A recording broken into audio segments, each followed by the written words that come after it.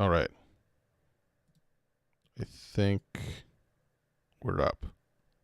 Excellent. Let me tweet about it real quick. You got to do those social things. I tweeted the starting soon. Now I will tweet the now we are live one.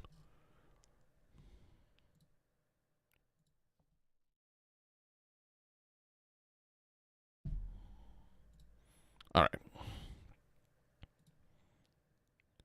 Yeah. So I figure I just wanted to run through the cards and look at them. So standards actually, it goes back pretty far. So standard sets go back through Mumbad. So we got Mumbad for the ones that we're familiar with. Mumbad, Flashpoint, Red Sand, and Katara. Which is exciting, because Flashpoint was exciting. Although obviously a lot of banned cards. And then it goes back even further on the big sets, I think. I know it has the big boxes. The big boxes has 3 of them: Rain and Reverie, Data and Destiny, and Order and Chaos. Which I think is that all but 1, all but 2. Order and Chaos, Data and Destiny. The Order and Chaos looks like it came out before Sansan. So they have the big boxes like 1 step further back that are legal. Yeah. And then for the new stuff they have, they also have the system update, which I think is it all cards that were initially before? Let me see. What's like an early card? Like Quetzal was a pretty early These are early cards, yeah. This was originally First Contact, which is the Lunar Cycle. Okay, so maybe System Update is all older cards they're grandfathering. Yeah, because it's got stuff like Project Atlas. Atlas was real early, if I remember correctly. So they got that, and then they've got System Gateway, which I think is their... Some of these are even like core set cards, I think. Yeah, I guess there's like... Oh, yeah, that would be like Dirty Laundry. Is that core set? Biotic Labor, Archived Memories. I'm pretty sure those are core set. Or like... Roto Turret. Legwork or Inside Job, maybe? I bet that was core set, yeah. Toll Booth. So yeah, they have core set stuff in here. Yeah, this is all grandfathered stuff, which is cool because there's lots of fun cards in here actually. And then there's System Gateway, which is their core set basically, but it's all new cards. And then we've got 1 complete cycle, and then spoilers on the next cycle. It looks like they've released. Okay, so Katara was the last set that FFG did, right? Yes. And then Rain and Reverie. Was that? Rain and Reverie must have been the last one. I don't remember these cards. But Terminal Directive, notably, is not standard legal. Okay. Which, yeah, I think there's some weird cards in there. Yeah, so Rain and Reverie must have been the last one. Oh yeah, that was right. That was like a month after Katara finished. So. And then the Magnum Opus set, I don't remember what that was. Was that like the farewell set? Promo cards or something? It was only 8 cards, but I don't own them. I don't think. Like 1 for each faction? Not even. I don't think I own these. How much would it cost to buy that? I would like to have a complete set. I bet it's super expensive.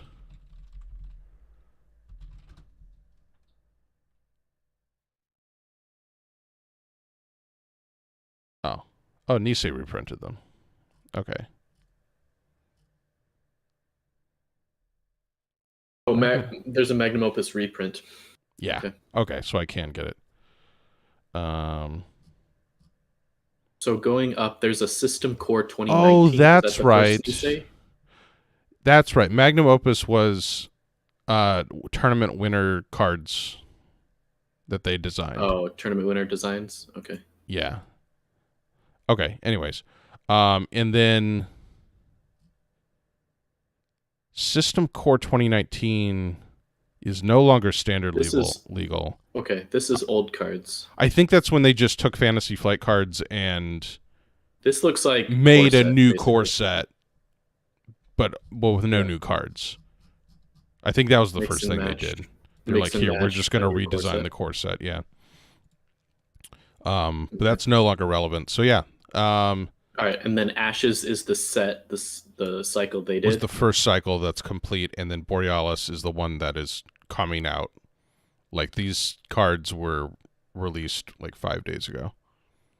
Okay. But I think soon. Actually, does it say when Borealis is coming out on their site? Salvaged Memories is another old cards.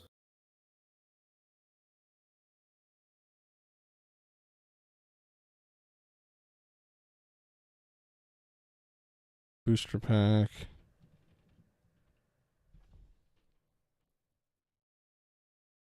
I don't know when the rest of the cycle's coming out.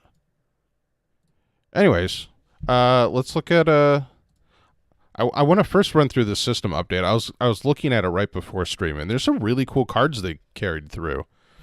So like En Passant, Corroder,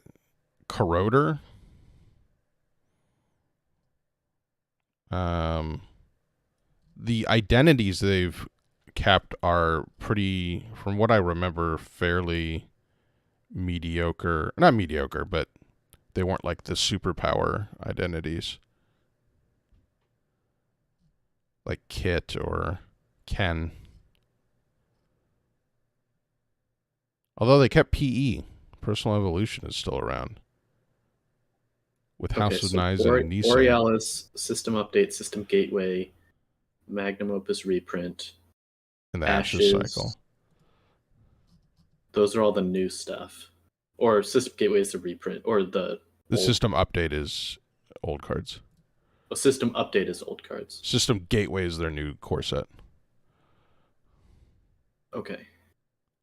And then Rain and Reverie, Katara, Red Sand, Flashpoint, Mumbad, Data Destiny, Order and Chaos. Okay. Yep. Yeah. They've pulled through some good cards from the old ones for the system update.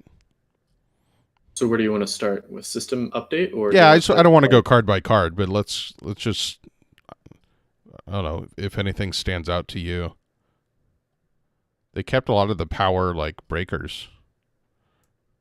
I mean, obviously having a 3-2 agenda is huge.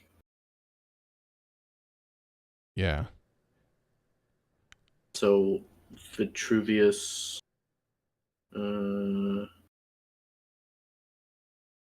Vitruvius was okay, NISEI right? Mark II. NISEI Mark II is Vitruvius big. doesn't do much, but it's a 3-2. It's a 3-2, yeah. NISEI Mark II is big. Yeah. That was a great card. You have Beal for NBN.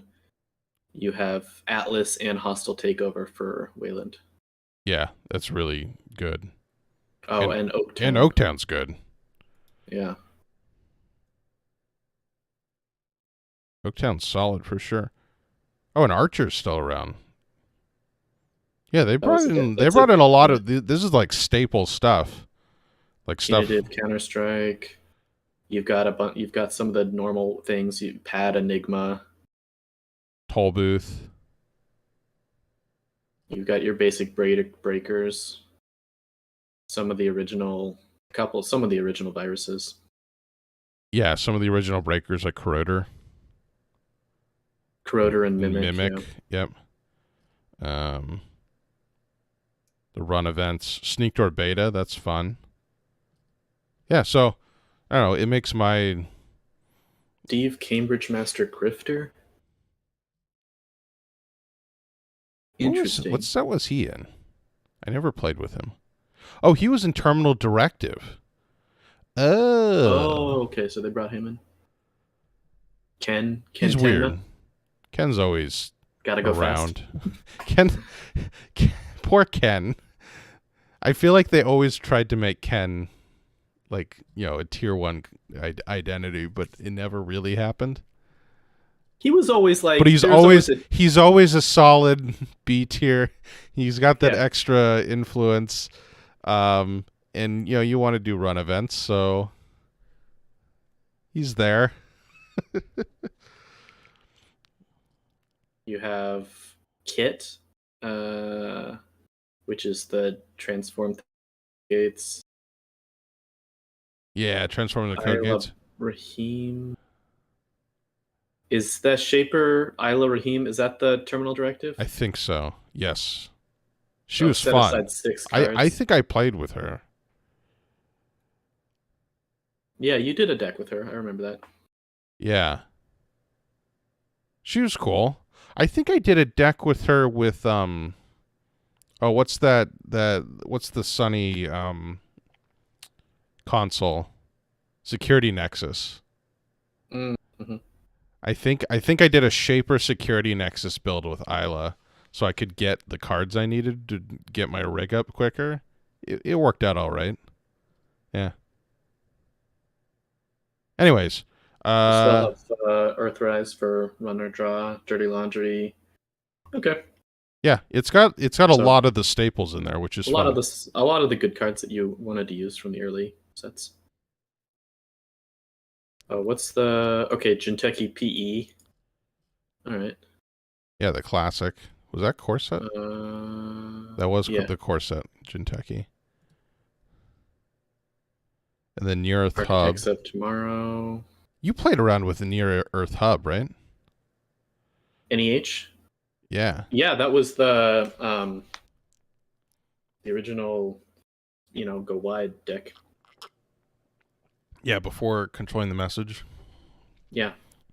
Dominated NBN. NEH, you just install a bunch of servers.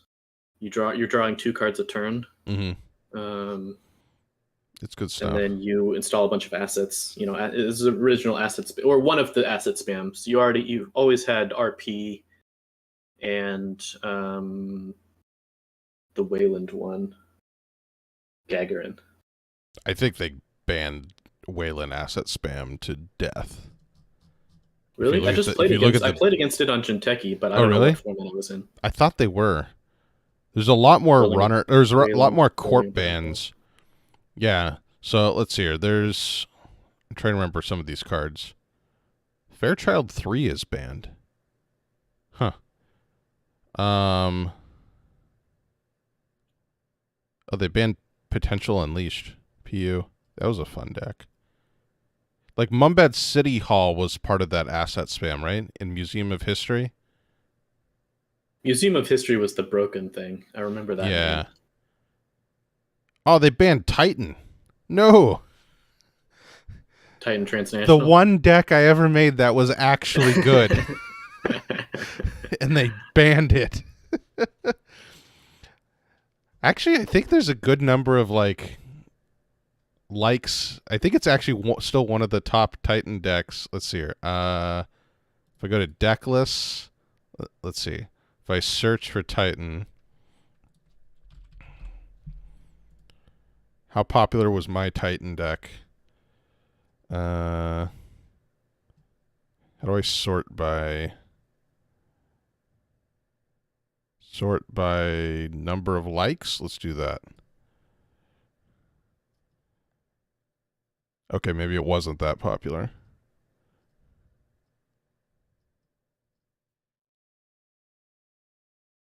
Okay, it's pretty far down. Where is my deck? Here it is. Are you 013? It's on the first page. It's on the first page. Oh, there you are. Yeah. This was a fun deck. I like this deck quite a bit. Yeah. 2017. Wow.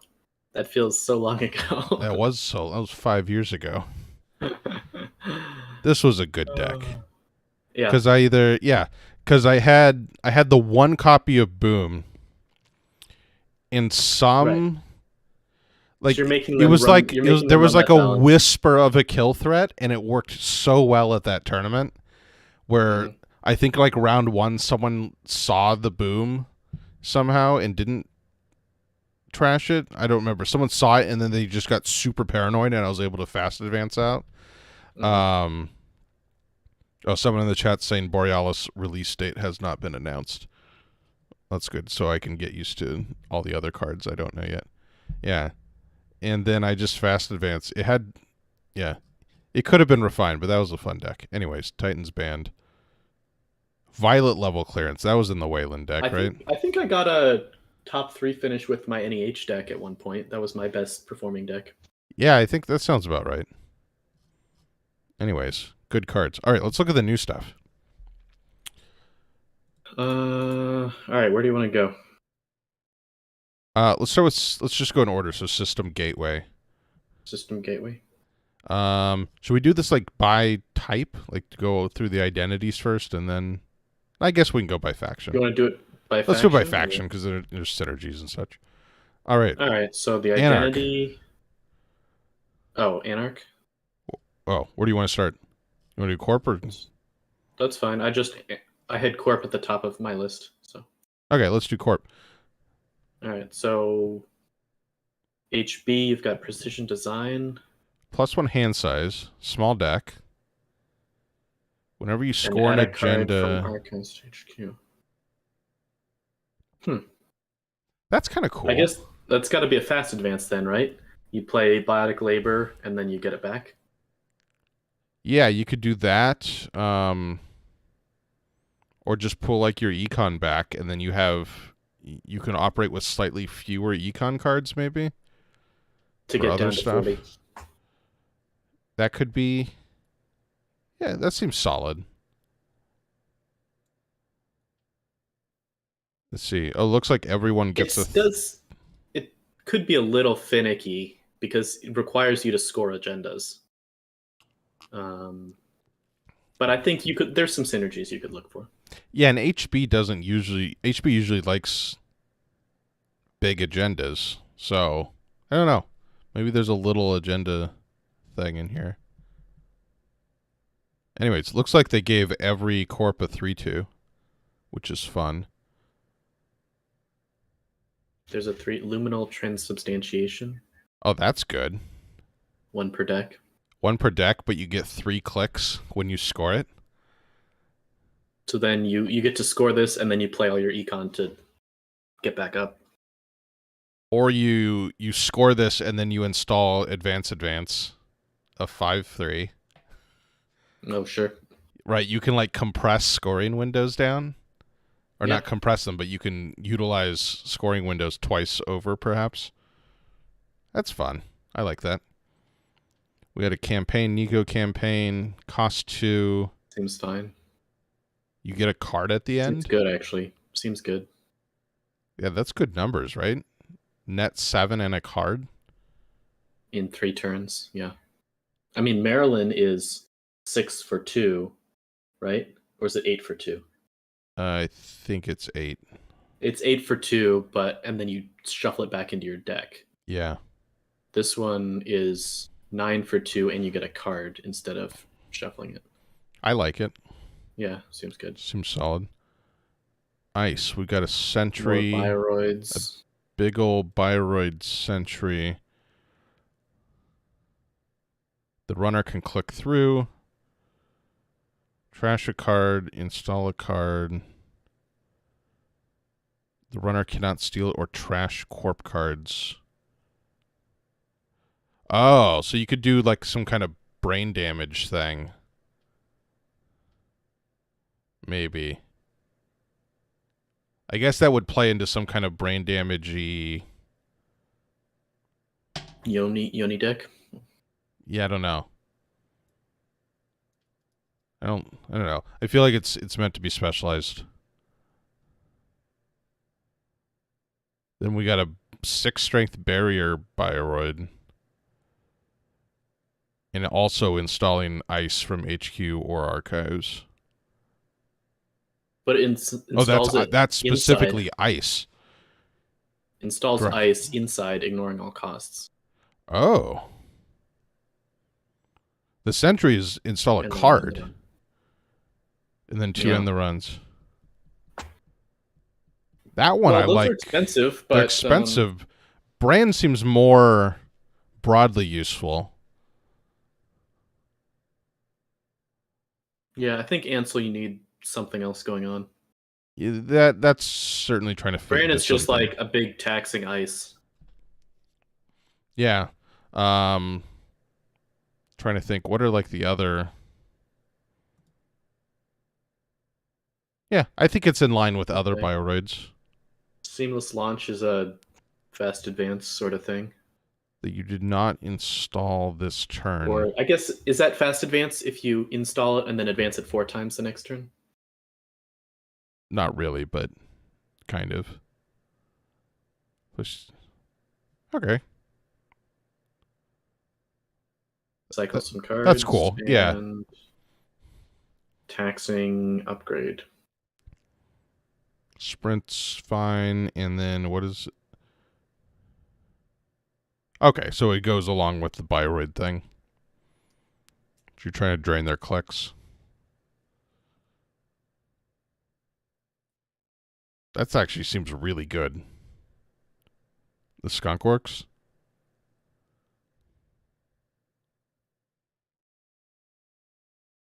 All of these cards seem good if you are winning.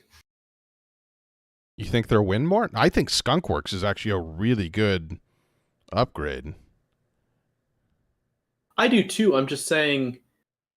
It's effectively an 8... It's an 8 cost to trash, more or less, unless you have clicks remaining. I think Skunkworks is good. I think the big ice, it's just... I guess it's not... It's only 6, not 8, but still. Yeah. It fits with the HB, remote server that they can't get into and just score out. Yeah, it if goes you could with put a Skunkworks behind a brand, that's solid. Yeah. What did the reviews say?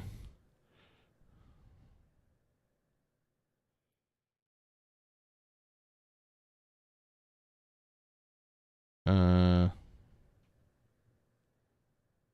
it's talking about all kinds of combos.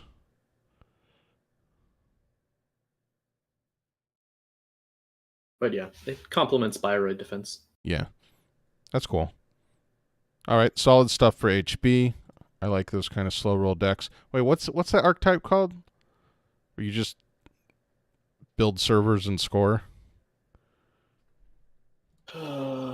Wasn't it something ice or fortress or something like that? I can't remember. I'm losing my terminology is slipping away. All right. Jinteki.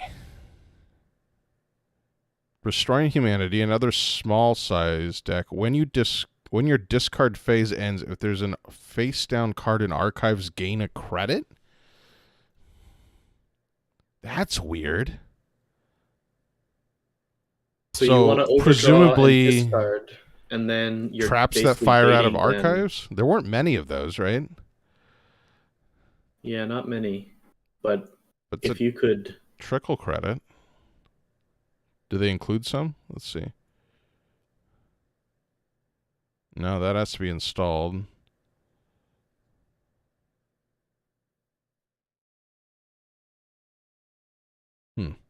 I don't know how many traps exist that fire out of archives. I know Snare doesn't. There was another one that's There was like, that smaller one that did, right? It was like Spark or something. That's not the right name. Yeah. It did 1 damage, I think. Yeah. I mean, that's what it wants. Yeah. Weird. All right, what's their 3/2? But the payoff is... I mean, a credit a turn is nice, but it's not that much. Well, no, I shouldn't say that. A credit a turn from your identity is solid. Yeah, if you can get it, it's really good. If you can get it. I don't know how much. But you need a way of not letting them run archives, or you're baiting them. You want to bait them to run archives with You want to make it traps, dangerous, or I don't know. I don't think you want to spend ice on archives though, because... Well, I guess what you're doing is it presents an opportunity cost of either you gain a credit or they lose a click. If there's if there's nothing else going on, that by itself isn't bad. It's not bad. It's very subtle. I suspect there are better Jinteki identities, but Yeah, me too. If you want to run the small deck and have that sort of trade-off, it could be fine. You also got to remember this is set up as a core set, like an introduction to the game. So they're not. I imagine part of their strategy was to not be too crazy. Yeah. All right. What's their agenda here? 3-2. It fits right in with the identity. Trash any number of cards from HQ. Okay. Yeah, cycling scary stuff. We've got an ambush asset. You can advance it. It does 2 damage plus 1 per counter. So you're going to install advance this, bait them to run, and then res it for 4 damage. Do 4, so you just got to find 2 more on an upgrade or something? Or a combo so that it's like a 2-turn kill, where if you get them to run this, then you hit them twice from hand for 2 more damage or something. Yeah. Yeah, that seems okay. Because what was that other, like, early, maybe it was Corset, Jinteki.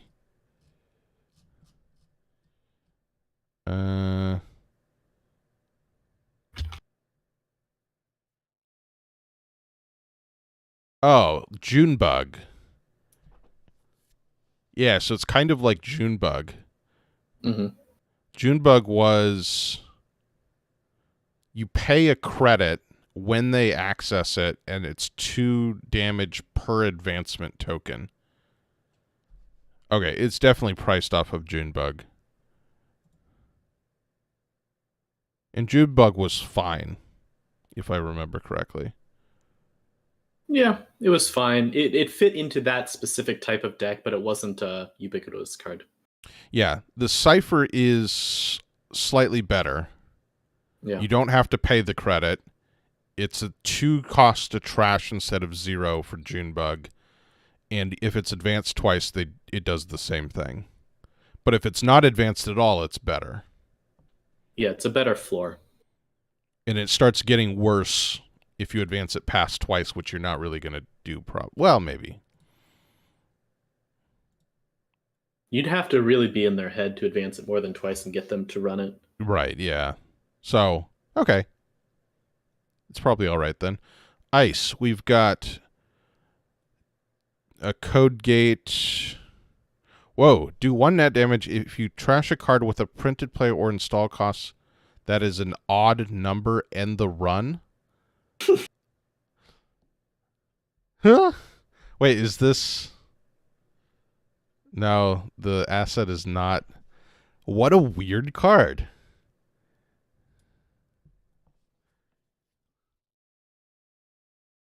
It's a card that could work once. What's the timing on that? Do you have to choose... When do you get to choose if you're trashing a card? Well, you do 1 net damage, you pick a random card from their hand, and trash it. If it had I thought you had to trash a card that you owned. Oh, if the net damage trashes a card. I see. Yeah. Oh, that's fun. Sure. Yeah, for 2, that's not bad. I don't think it's great, but it's taxing. It's not great, but it's a cheap tax. Fun. Then we've got a Sentry. Strength 3 Sentry. What's the cutoff? Where do you want your Sentry strength? You want it 4 to 4? Beat Mimic. Okay. Right? Because Mimic's 3? Yeah. Yeah. That's why Archer was so good. Mm-hmm. Like way old school. Yeah. I mean, I guess if you can catch them, this fits with your Cypher to kill them. Kakrunimbo. Yeah. But yeah, it's along the same lines. 3 strength Sentry for 4 cost. It's fine. Yeah. We've got an operation that fits with the agenda, I guess. It's a bad hedge fund, right? Are there any cards in HQ trash one of them? Oh, that one, yeah. Okay. Well, there's got to be something that wants... It's card one cycling more through credit than archives. hedge fund. It's one more credit than hedge fund, and it goes with the Oh. identity of sticking a credit in. Oh, right. Yeah, it is one Sticking a more. card in archives. Okay. I could see it. It's probably fine. Do Narrow X spike. net damage where X is equal to the sum of the printed. Oh, interesting. On agendas you scored. So then you're baiting. What are you doing with this? I don't understand how this works. I mean, you basically have to. I mean, I understand how it functions. I don't understand. But it's not scored or stolen. It's only scored. So you have to score and then have a click left and then pay 3. Yeah. That's a lot. I don't think so. I don't understand the situation in which that card works to kill them. You have to basically... They'd have to be at 2 cards. You have to leave a 5/3 out there and then score it at 4 advancements. Slow roll it. And then score it and play 2 of these. I guess you pretend it's a Urtica cipher. Yeah. That seems so risky. But you have to get it to 4 advancements. And you also have to hope that they have 2 cards in hand. Well, I'm thinking you get it to 4 advancements, you advance the 5th one, score it, and play 2 of these. Oh. Okay. Yeah, that still seems pretty fringe. But that's hard. And you need... Yeah, that's a big combo. So, I don't think so. And then we get another protection upgrade. You pay 2 and trash 2 cards if you do end the run. Fits in with the... Seems fine. Cipher. Right? With the... Because you trash... Yeah. With the Urtica cipher. Because you have this in a server, then you install advance. If you get them to run it, you flip this and trash 2 cards from HQ, and then Urtica cipher will kill them.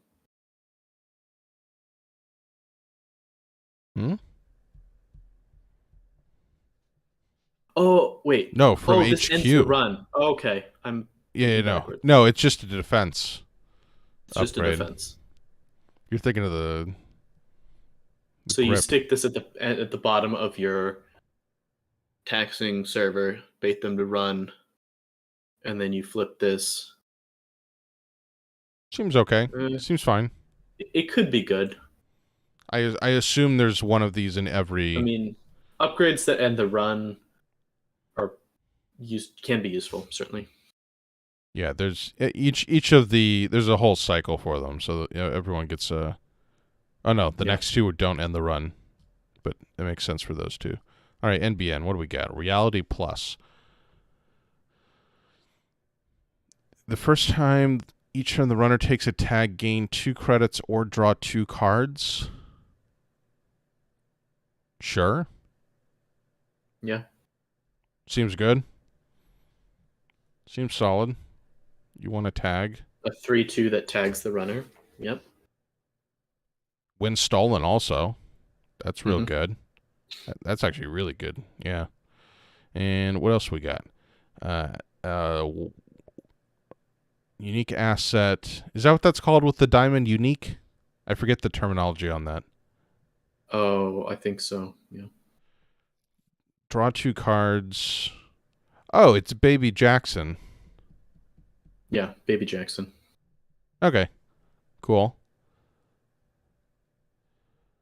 Funhouse. Although there's an operation that does a similar thing that I think maybe I would rather use. I don't know. Then we got a code gate. It guaranteed tags. Tag. Or they could bounce. They could bounce. They could bounce, yeah. So face checking it isn't bad, but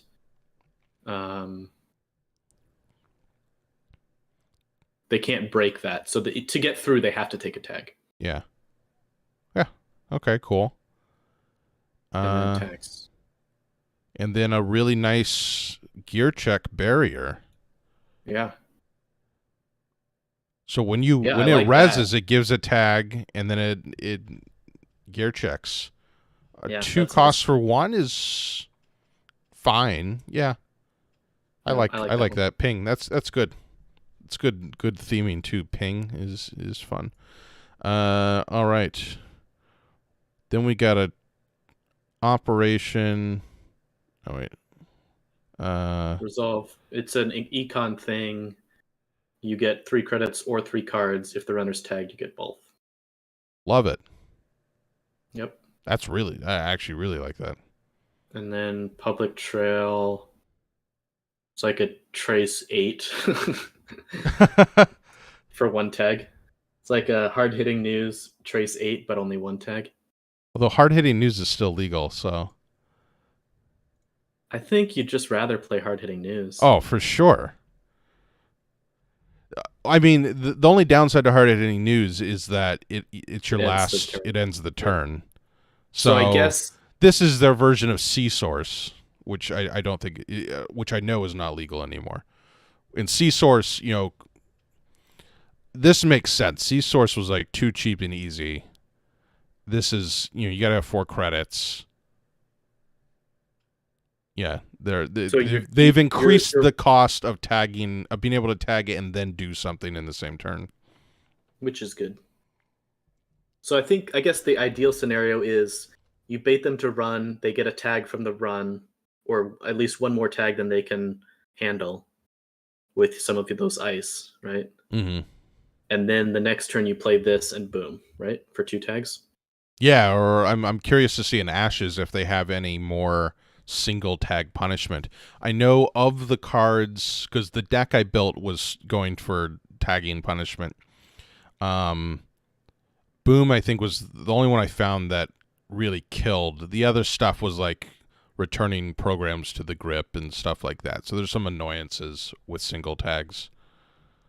But I'm Okay. curious in Ashes if there's going to be more single tag punishment stuff. The upgrade tags the runner if they steal an agenda. 2 tags if they steal an agenda. Yeah. Sure, seems good. Yeah. Well, I mean that goes right into Boom. Yeah. Don't run last click against NBN. I think you should never run last click against NPN, even before we looked at these cards. That's true. You should generally not run last Unless click you're really badass, against anyone. Then you just run whenever you want. Sure. Yeah. We got Wayland. Whenever you advance a card, gain 2 credits if it had no advancement counters. I like that. It feeds your fast advance, right?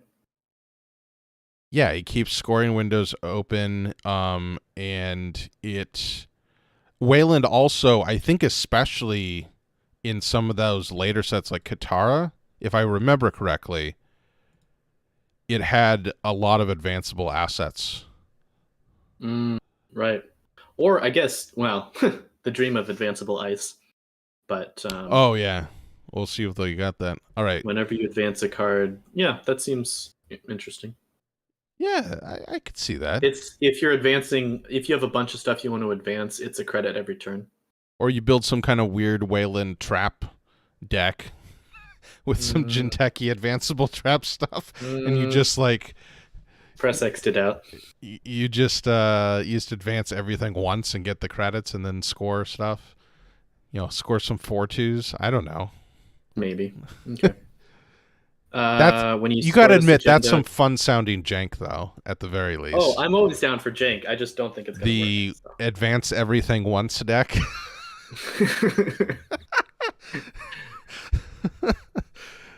All right. The agenda: you may trash an installed resource. Great. Sure. Sounds great. Yep, solid. That's good. Here we go. An advanceable asset for Clearinghouse. Advance this asset. When your turn begins, you may trash this asset to do 1 meat damage. So you install advance, get your money back. If they don't run it, you flip it and do 2 meat damage. Yeah, that doesn't sound great, but it's free? I don't know. Maybe if you have... I guess if you bait them to run, it's good because it costs 3 to clear, but yeah, you I don't know. You gotta I have don't other know. ways to I do don't know about damage. this Wayland trap deck you're trying to build. This goes in it, The but advanced I everything don't one know. stack. Yeah. Until Ooh, after here we this, go. after this, Here I'm we gonna go. build it. I'm gonna be dedicated. 4 strength sentry, trash a program, or end the run. Nice. And Love Corp it. gets to choose which one, right? Yeah. Yeah. Yeah, that seems. Yeah, that's That solid. seems great. That seems yeah. Two Wayland influence. having good sentries is a thematic thing, right? That's normal. I thought they were the ones with the barriers. Were they? Well, I Oh, guess it they was had Archer, Jinteki had but Jinteki sentries, is famous for sentries. but Wayland had Archer, which is still like the best sentry in the game, right? I mean, it's the most damaging, but you have to play it. Well, you play it with hostile takeover. Um, Yeah. so Anyways, that's a good sentry. Then we get a barrier. 7 cost, 5 strength. You can advance. Oh, it Oh becomes a 10 gosh. strength if there are 3 counters on it. Tag end to end. That's a Maybe. really expensive You piece of would ice. need. Yeah, you would need. Yeah, that's just so slow. But maybe they got That stuff in here. 10 credits and 4 clicks to get that set up. I don't know And about that. and then you get halfway to a boom. Yeah. Don't love that. Government subsidy. Isn't that just IPO? Isn't that what IPO Mm, was? But IPO was neutral. 10 for 15, something close to that. Yeah. Let's see. IPO might have been 8 for 13 8 or for something. 13 and it was neutral. But this is 10 for 15, So so it's it's just worse. worse. It's just worse. Yeah. That's fine. Here we go. Here's some tagging punishment. Installed program or piece of hardware. For 1, seems good. Especially since I think when does when like paperclip, when does that cycle? That was blood money? What was blood money? Oh, Flashpoint, so that's not going to cycle for a while. I was going to say, there's a certain point where trashing programs becomes much more powerful, and it's when that cycle of breakers goes away. Although I think Criminal got some breakers that interacted from the heap. The upgrade. Sure. Wherever you Non-agenda card. You can score tutor an a non-agenda. agenda. Okay, yeah. Mind games, pull out the boom. Solid. All Or pull right. out a fast advance piece. Yeah, or yeah, whatever you need. Or even just economy. Yeah, sure. Yeah, it's not as exciting, but it does cost more to trash, I think, than the other ones. Yeah, 4 cost. And it sticks around, so yeah. No, that seems like good tempo. All right, we got some neutral agendas. Off-world office, score it gains 7 for a 4/2. Isn't that That's a card that existed. that's very similar to, was it corporate Yeah, sales team? that sounds right. Corporate sales team. Oh, I think that's corporate almost sales the same. team trickled. You put 10 on it and you get 1 per turn. Oh, okay. This is just a flat 7. 7 at once, which I would prefer. Probably. Yeah. And corporate sales team was fine in a pinch, so sure. When you score this, if the runner is tagged, do 4 meat damage, or otherwise give the runner a tag. On a 4/2? Maybe. I don't think Maybe. so. I don't think so, because you're usually going to be scoring it with no clicks remaining. Yeah. Well, no, So you could pretend it's a 5-3. You'd have to install advance. Yeah. Then you score it, give them a tag, and hit them with a punishment. Yeah. Maybe in some decks. They're neutral, so they're going to be slightly less powerful. Send a message. Oh. It's a 5-3. I don't think you run this. I mean, it does when scored or stolen. So, I guess if you, I mean, it empowers. If you have Archer in your deck, or any Orion. Okay, we're getting into some jank there. My namesake is not a good card. It is if you can res it for free. Okay, sure. The space ice, yeah. Sure. It empowers some fun big ice jank, which I appreciate. But you're almost you almost want them to steal it, right? I guess you don't mind if they steal it. Or you do, or you're doing like an exchange of information thing where you steal it and then you're going to exchange it back. Oh, maybe. That's your plan? Yeah, I could see it. Super connecting, draw 2 cards plus 2 max hand size for a 3/1. Sure, if you want to build a combo deck, I guess. If you're doing 1,000 cuts or something, I don't know. Sure. It seems pretty questionable. Seems mediocre, yeah. We get an asset, load 15, click, take 3. Take money.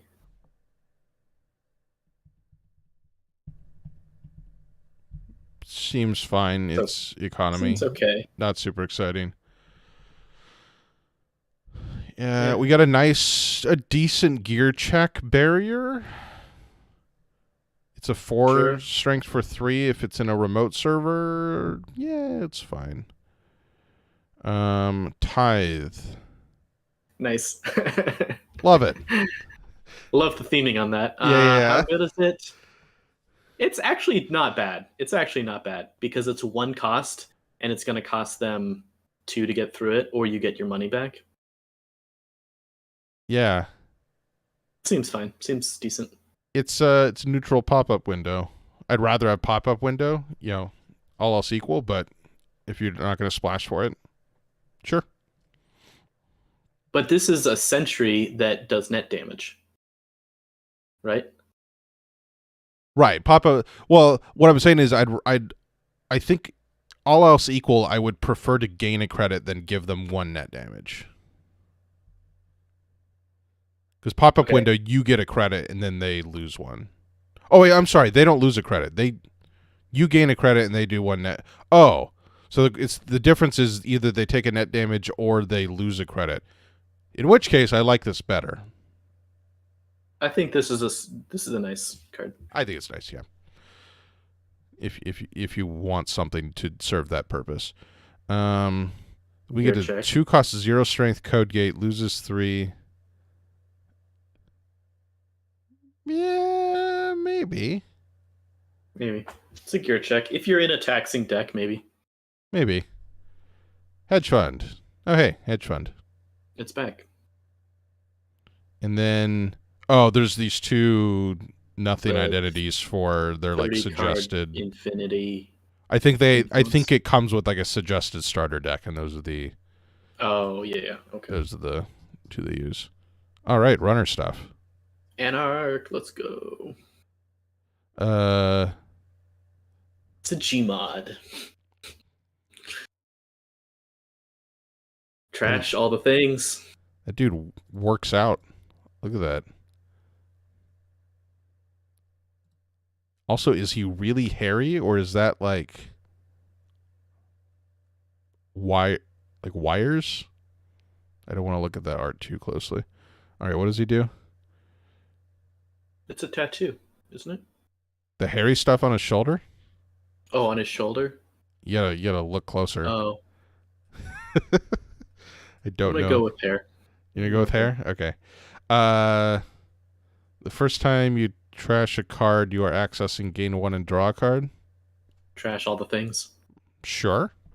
Is this like trying to replace Wizard without being OP? I'm gonna be honest. I've forgotten what Wizard did. Wizard had 3 recurring credits to trash things. Oh, It was like right. it was the only defense against asset spam. That's right. Yeah, those are some dark times. Yeah, this is just a more balanced version of that. I like it. Interesting. All of these are 40 card minimum IDs. 40 15s. Wildcat Strike. Resolve one of the following of the corpse choice. Gain 6 or draw 4 cards. I like that. That's fun. It is a sucky choice. Right? Because if you're low on money and you want the money and they give you the cards, it could be money anyways with the cards. I don't know how well that works. Draw 4 cards is a lot. That is a lot. It's a lot of cards. Yeah.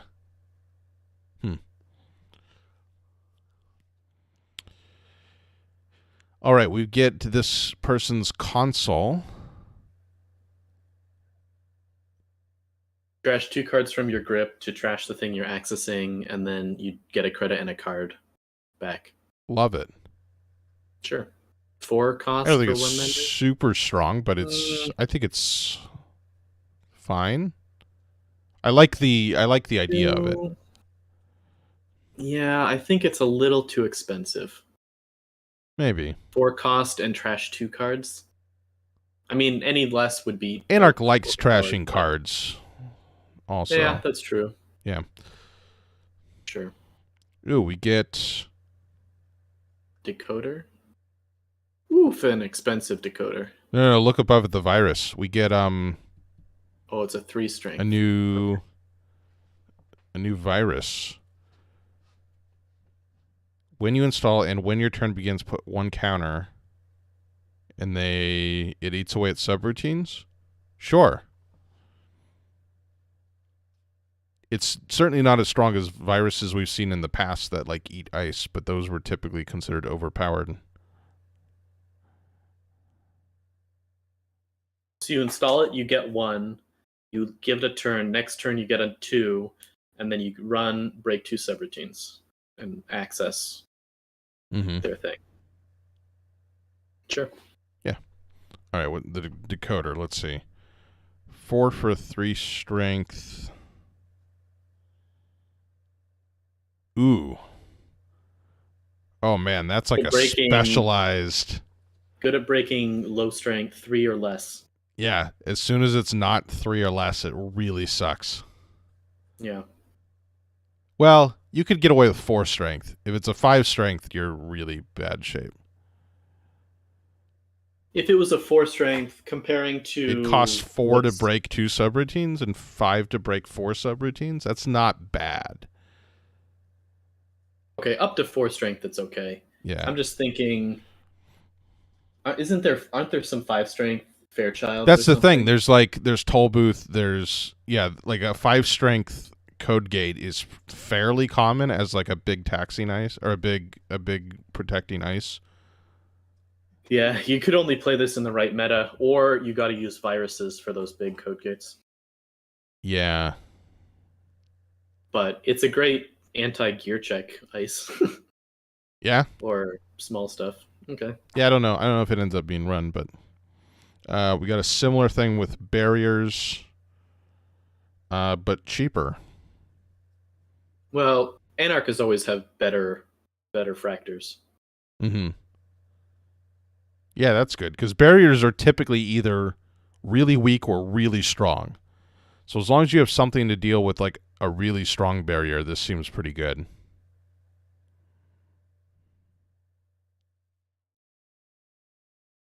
Ooh, there's the resource fits in with this.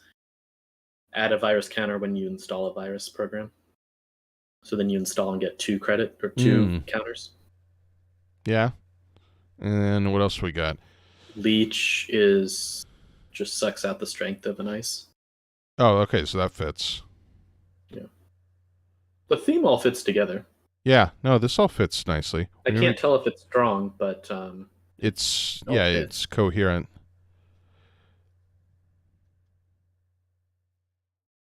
Ooh, fermenters, cool.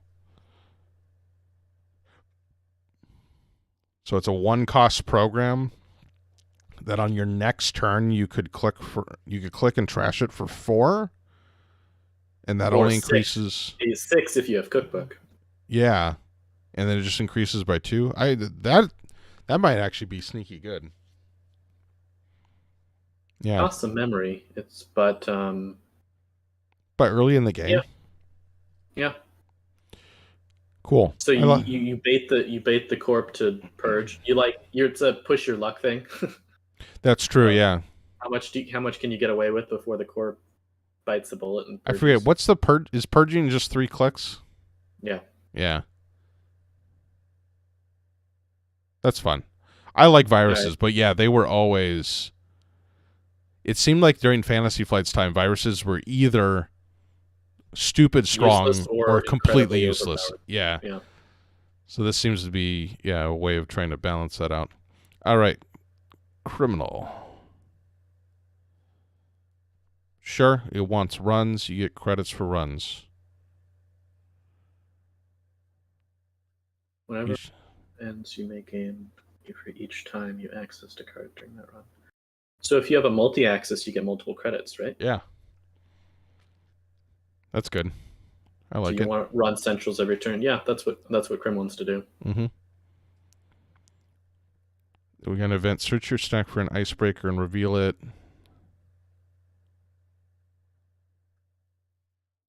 Okay, cool. So if you successfully... So you get in somewhere, you play that, get your icebreaker out. Yeah.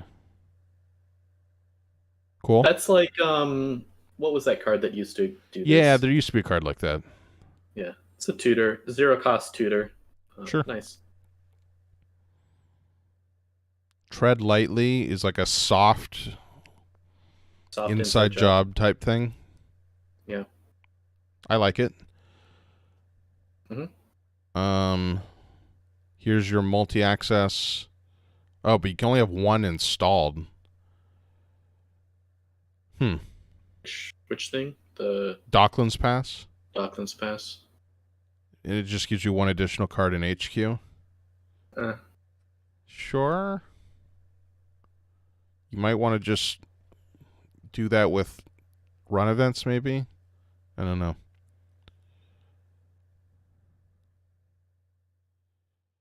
Well, is legwork still a thing? Yes.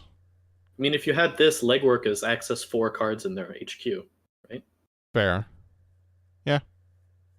I don't know. Multi-access is always... Multi-access is always good. Yeah, it's always good to have. Always useful, at least. Yeah. This console, I think, looks really, really good. Every successful run? That seems really good. This is almost Desperado, but you have to spend a click at the end to get the credits. Oh, yeah. Desperado. Or was that once per turn, or was that every run? Let's see. Desperado was... It was, yeah, just you get a credit whenever you make a successful run. So strong. Okay, so this is slightly worse Desperado. How much did Desperado cost? Same exact cost otherwise. 3. Okay, so it's Desperado, but you have to spend a click. Sure. That seems really good. Because Desperado was really good, if I remember correctly. Yeah. All right, we've got a killer. Cost 2. If you made a successful run this turn, this program costs 2 less to install. I like that as text. Right, because you can use. The other thing is, right? Because you can use run events, which Criminal loves, to help install your icebreakers. That's cool. And then you play Mutual Favor to tutor it out. Mm-hmm. And that seems like a very good. 1 for break a subroutine is good. 2 credits for 3 strength is good. So it's annoying against like 3 strength sentries. Sure. But that's still pretty good. Yeah. I like that one. That's a solid killer. That's criminals' thing though. They generally have the best killers, right? Yeah. Break one barrier. Huh. The barrier breakers. Interesting.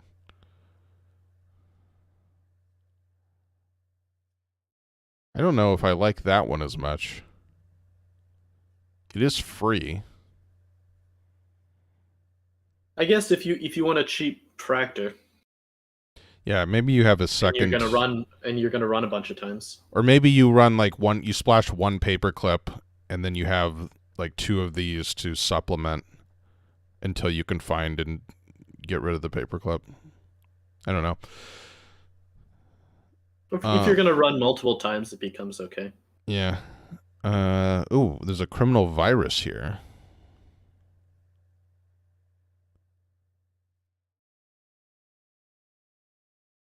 And it dereses.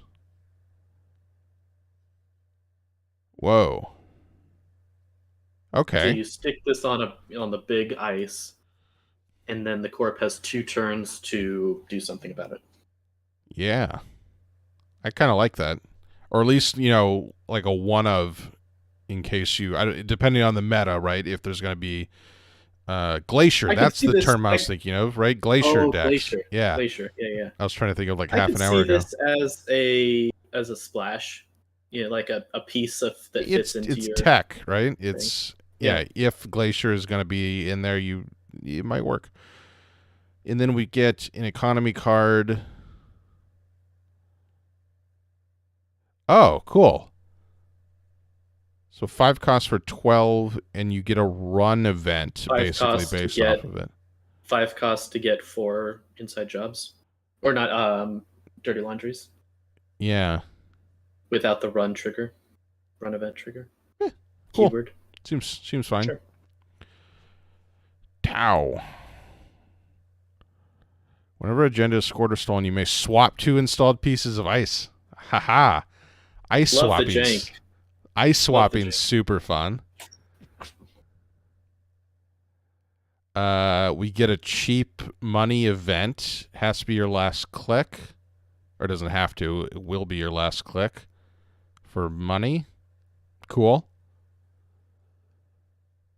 And then the same thing for cards. That's fun. Those events. We've got a solid piece of hardware. Economy hardware. So it costs 2. So it gives you a memory. But it's not a console. It gives you a memory. And then if you install 3 different programs off of it, it starts making money. It starts netting money. I don't know. In the right deck, maybe. There's Shaper toolbox decks that want to. Right. Yeah. They want to keep installing a bunch of programs. That's clearly what it's going for. The console. Whenever an agenda is scored or stolen, gain a credit. Install a card from your grip. Sure. That's tempo. It only costs 2, which is nice. Yeah. How many times you figure an agenda scored or stolen 4 times throughout a game on average? Yeah, 4 to 5 maybe. Yeah. And it doesn't excite me that much. And here we get another virus. R&D puts a counter. Okay. Well, it just wants you just want to run R&D a lot. Wasn't there a card kind of like this before? Which one? That the more you run R&D, the better it gets and the more accesses you get. Oh, medium. Yeah. Was that That's it? Medium.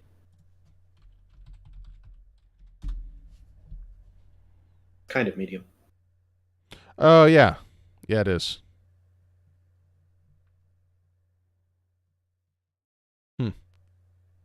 Although you can't stack multiple of these like you could with medium. right? Because the Oh, I click would event assume so is because on this it's card. on the card. Yeah. Okay. Well, that was the thing with medium of you run once, you see one card. You run this next time, you see 4 cards. You run the next time, you see 7 cards. Yeah. All right, we've if, got if you had 3 mediums, obviously. yeah. Killer. Oh, here we go. So this is comboing with the console here for installing lots of breakers. Gets +1 strength for each installed icebreaker, including this one. So if you have 3, And then it's a 3 otherwise, strength okay. killer. I guess you want to get 4 icebreakers out, and then this is a 4 strength, 1 cost sentry. Yeah, it must be building towards something where you're constantly rotating through breakers and getting a bunch of them out. Or you're planning on having 6 memory. Right? Yeah. And then similar thing on the decoder. Sure. And then a resource. Oh, but the decoder is spend a credit +1 strength for each installed icebreaker. Okay. Oh. Sure. So you kind of power it up by installing more things. That's actually really good then. Yeah, because then it's 1 credit for +3 or 4 strength. Yeah. That So actually then becomes really again, good. if you have 4 icebreakers, you hit strength 5 for 1 credit, and then it's break at normal rates. Yeah, that's actually really good. So this deck wants 4 icebreakers installed because then you hit all your break points. Yeah. And then Telework Contract is nice. That's a nice shaper card. It's like unexciting but good value. Yeah, what was that? Katie Jones or something? That was the Shaper Economy card, right? Oh, yeah. Click it to put 3 on it, click it to put 3 on it, click it to take all the money. Yeah. Once per turn, yeah. Oh, that was neutral. Oh, was it? Yeah. Oh, okay. Cool. All right, neutral stuff. Jailbreak. If successful, draw a card, and when you breach it, access 1 additional card. Solid. And when you breach, access additional. Works on either central. Love it. Overclock. Don't love it.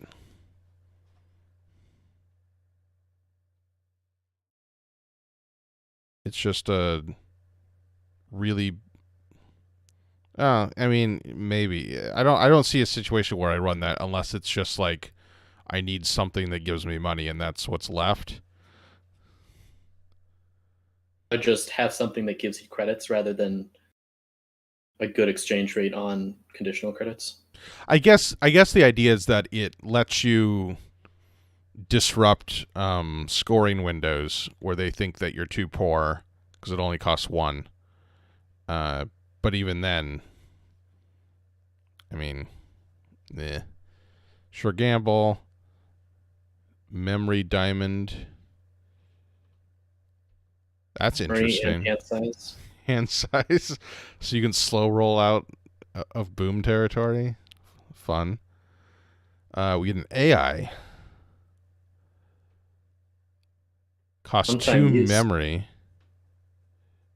And it trashes itself. Okay. But it's an AI, so. Okay. And then Nice. I like that. Smart Wave? I'm looking at the wrong one. What are you looking at? Smart Wave Distributor is Yeah, it's a trickle money. Not great. Verbal Plasticity is cool. Sure. It's there was a card like that before, right? It's just draw 2 though. Not draw 2, choose 1. Isn't that Earthrise Hotel? Earthrise was you install it and you automatically draw 2 cards the next 3 turns, right? Yes. It's just a nice little draw card. Okay, it's kind of like Earthrise, but it's the same thing as telework. You can only activate it once per turn. Yeah. Oh, Earthrise was also, you got an auto draw. Earthrise was auto draw Yeah. 2 cards for the next 3 turns. Yeah. Yeah. Okay, cool. So that's I can see that as kind of as a replacement. Yeah, I mean this all seems very balanced. I'm not seeing anything in here that looks crazy powerful or crazy bad. I think that seems like they did a nice job with it. Let's go over to Ashes. I'm gonna see this is where it might get a little more crazy because this is not the starter set. It's a cycle. All right, where do you want to begin on Ashes?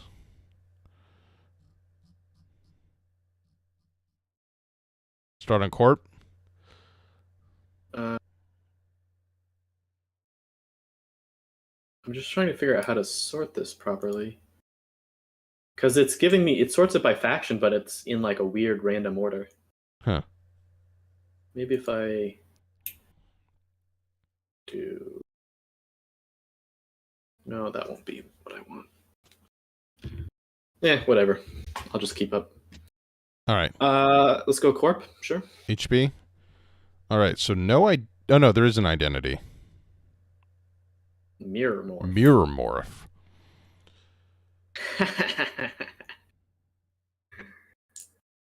Whoa. That's really cool, but probably not good, but really cool. Are different when the third completes.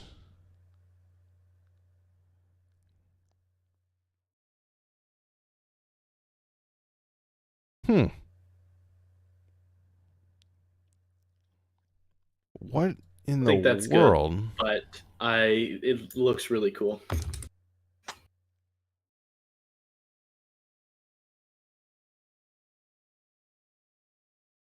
I'm looking at the reviews. I don't. I guess what's the play here? It's install, advance, play an operation. Yeah, maybe. It puts a counter on it, and then you advance it one more time. Right? Yeah. Yeah. I'm having a hard time seeing how this becomes good, but maybe cards will help reveal that. Weird. All right. Agendas. We got a 4/2. When you score this... Whoa. Now that's a 4/2. That's a 4/2. There's a 4/2 that might be worth running. I mean, that's always the problem, right? You could just like... Generally, you'd end up wanting to run a 4/2 to avoid running 5/3s. But unless you run GFI, but you generally run the 3/2s, and then you need a set of 4/2s, and then you run a set of 5/3s or GFI, right? Yeah. No, this is a power 4/2. That seems very good. Res, yeah. Because I mean that's the glacier. That's the glacier one. So you just find the biggest piece of ice or something, and you res it for free. Woo! I like it. Yep. There's a 5/3. Oh, what is that? What does that symbol mean? You see that exclamation point? What does that mean? I thought you said it was something about change the wording or... Yeah, but this is an original card, so it must not be that. Let me see if there's something on the website. Or if anyone in chat knows, please tell me. Visual assets, maybe it's in there. I bet it's just somewhere in the blog. Let's see.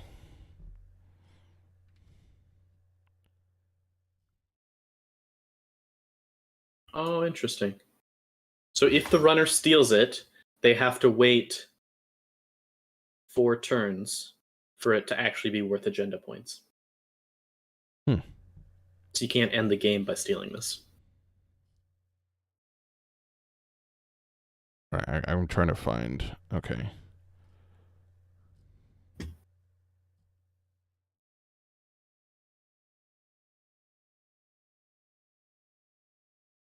Hmm.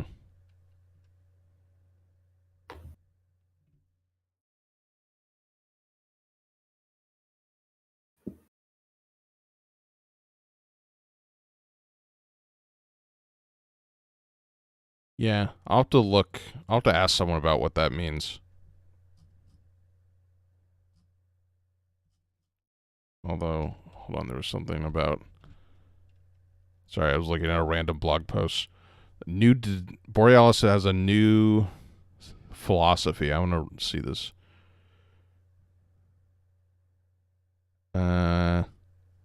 Set cohesion, novelty. Oh, okay. So Borealis is going to have a completely new mechanical ideas.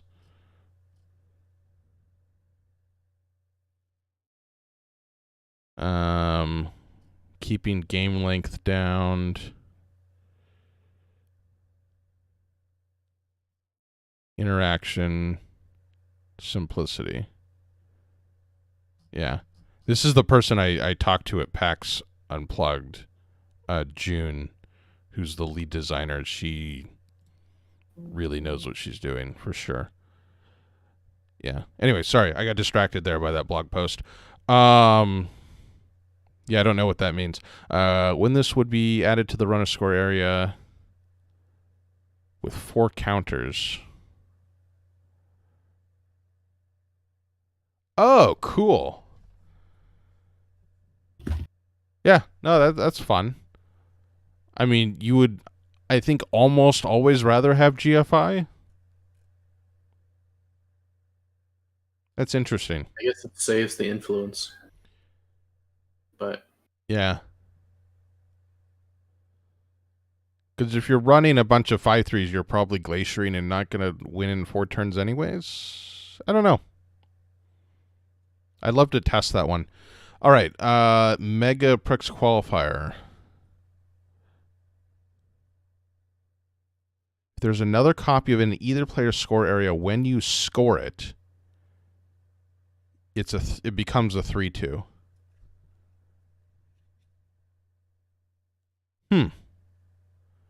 So that's almost like a 3/2 version of GFI.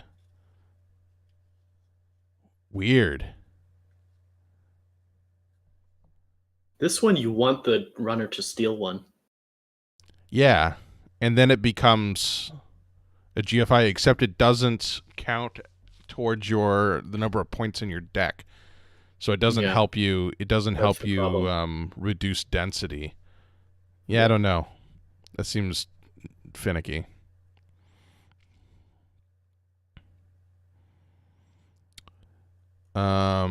We've got a corp asset that's basically Mopus. That's fun. Oh, except only once per turn. But 0 cost to res and 3 to trash. So, well, in net 5 to trash. So I think that's quite good. Draw 2 maybe cards. this fits into that identity because this gives you a different way of clicking for credits. And it's a different. Oh, that's true. Yeah, I would love to. What does it mean to do a different action? So is the idea of a click ability on a card a different action, or is each individual click ability a different? Each click ability is different. Okay, so you could do a mega or a. But like click for draw, click for credit, click to advance. Those you can't do 2 of any of those. Basically. Yeah. Huh. Okay, so it all ties in, and there's a draw version with Calvin. Love it. Best advance asset. Yeah. Costs 3. Okay. Vapor Frame.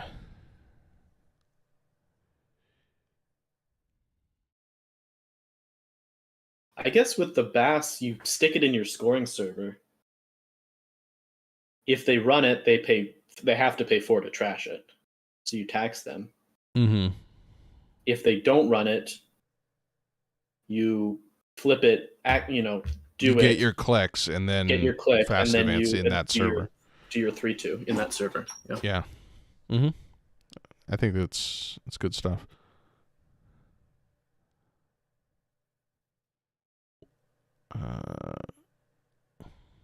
It's just another way to make that mirror morph work with Vapor Frame. Another way of installing, yeah. Yeah. Okay. Cerebral Overrider. Advanceable asset. Ooh, brain damage. Here we go. This is an old card, I think, wasn't it? Yeah, isn't it? Yeah. Let's see. Yeah, it was. From Creation and Control. Yeah, it had some uses and some jank. Yep, it's a good jank card. Yep. Fun. All right, we've got a barrier that gets worse for each installed icebreaker. And it kills AIs? Whoa. It kills a I guess there are other programs, yeah. And then end the run. What? Weird. I mean, the ratio is good. 4 credits for 6 strength. Yeah. But it's literally it's literally an have... anti-AI deck card. Yeah. Because it doesn't... Well, no, it would still lose strength because an AI would still be an icebreaker, but it trashes them. Huh. And I don't know about that one. Then we got a big old beefy Bioroid.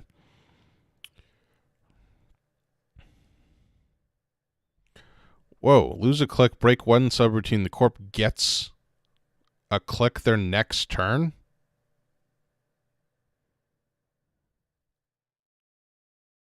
$10 cost. Woo.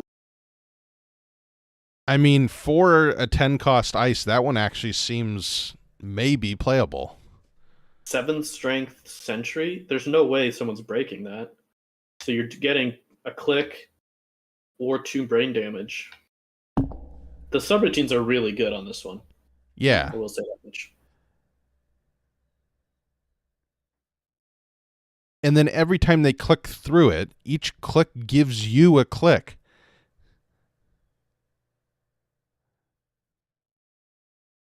Yeah. Wow. It is unique. That's a power move there. Okay. Well, then you okay, so we're building our jank deck, right? Okay. What's the thing that your 4-2 that lets you install and res a card ignoring all costs? Oh, right. Yeah, the Architect of Deployment Test. Was there another install ignoring all costs? Install ignoring all costs, but not res. Yeah.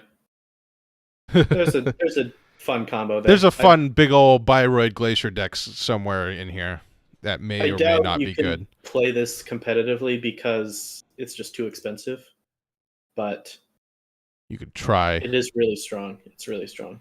Yeah. I mean, I feel like having Bioroid be like a B or C level to your deck it's gotta exist because it's just you gotta pull that out every once in a while and just have fun building giant servers. Then we got Drafter. You may add a card. Okay, it's a Sentry. From Archives to HQ, install a card, ignoring all costs. Kind of just a little taxing thing. Sure, yeah. Yeah, because you pull back your assets. Cards is always good. Yeah. I guess if you're worried about archives, you slap this on archives, right? Sure. protects a card or protects 2 cards in archives potentially. Yeah, I can see it having fun use. Maybe. Red level clearance, is that a reprint? I don't think so. No. Okay, I thought there It was. was green, blue, purple, violet, or something. Green, Oh, blue, violet, black. I something think. like that. Yeah. I don't think we've seen red. It's the corp version of that one that guy made. Yeah. Draw 2, gain 2, install, gain a click. Sure. One credit for 2 credits, though. I mean, what's the base case is going to be what? 1 credit for 2 cards and 2 credits. Yeah. It's okay.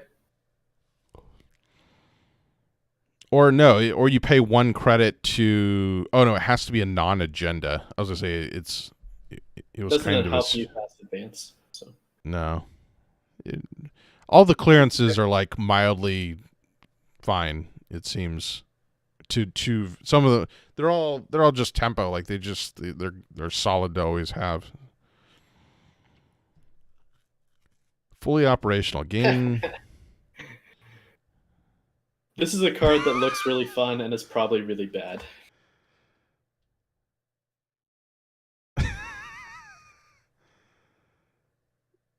Yeah, that seems too conditional. That's trying to fuel some jank, but We got a next operation, but it has nothing to do with next. Okay.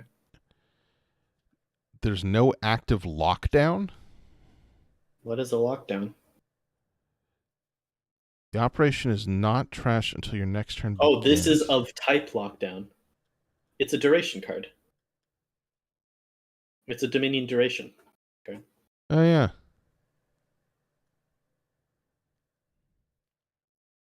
Can I use non-icebreaker cards to break subroutines? Each piece of ice has +2 strength.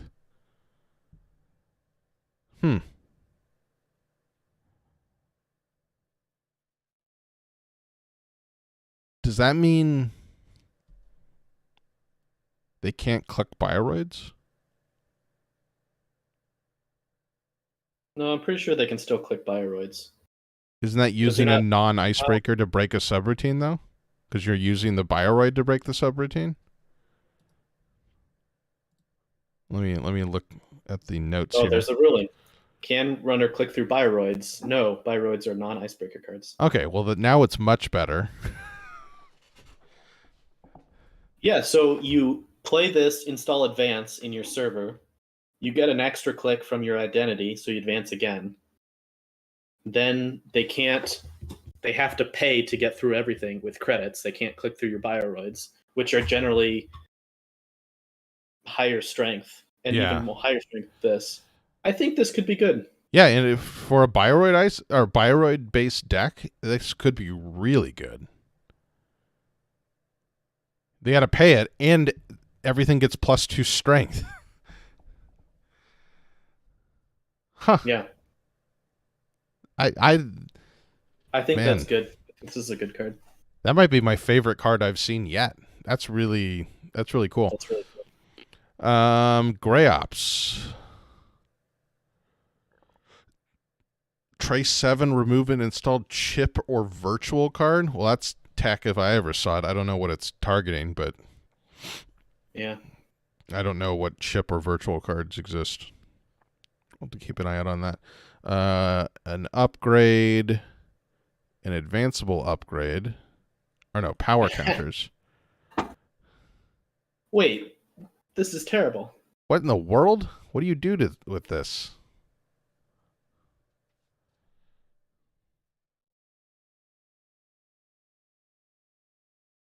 Wait, so do you install this, you install an agenda, and you click this, and now it costs an additional click and credit to run? I think you have this in the server because it's 0 to res, right? Sure. So then you install your agenda and click this twice, so they can't click through your bioroids, and then you score your 3-2 the next turn. Yeah, I don't understand how this is good. Or you install advance your agenda, advance this, and then they have one fewer click to click through bioroids. I guess it helps you get 4-2 scored. I guess you're trying to score that 4-2 to get ice up. I don't know. Yeah, this seems bad. Sorry. Yeah, that doesn't. I don't see the use case for that. Tranquility Home Grid. Ooh, nice. Nice, nice, nice, nice, nice. I like it. Huh. First time each turn you install a card here, you get 2 credits or draw a card. Yeah, so you just put a bunch of... Well, you stick this in your scoring server. And it's just economy to feed to keep scoring stuff. Yeah, maybe. I don't know. I don't know if I love it. I just like the ratios on it. It's 1 credit, and you're basically guaranteed to get 2 credits at least once. Mm-hmm. And then it's 4 to trash. Yeah. I just like the ratios on it. Okay.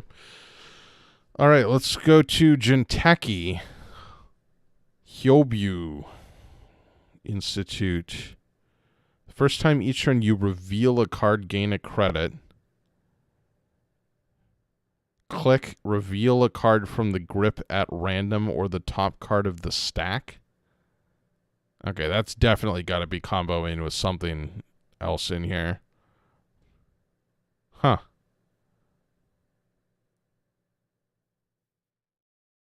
Okay, let's I think we'll figure out how that is good with these cards. We get another 3-2 for Jinteki. Did they have a 3-2?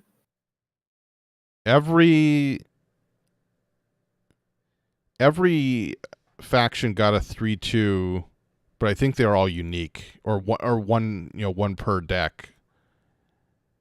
Yeah. In the core, the new core. Otherwise, I don't think they had one from. They didn't have one before. They had that one. They didn't have one from the original cards. They got NISEI instead. They had NISEI, and they had another unique one. The 1,000 Cuts one, House of Knives. That's a 3-1. Right, I'm saying they didn't get a 3-2. Is what I'm saying. Yeah. So now they get a 3-2. Yeah. Okay, cool. It can be over advanced. Swap 1 card from HQ with 1 card in the root of or protecting the attacked server. The runner may jack out. It's a mind game card. I don't know if that's worth trying to over advance. I don't know, maybe with the right combo. Jinteki damage stuff.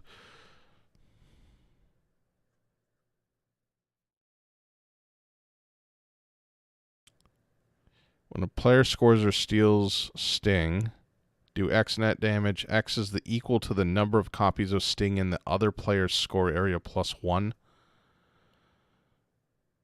So it initially does 2, and then the next one does 3, and the third one does 4. Okay.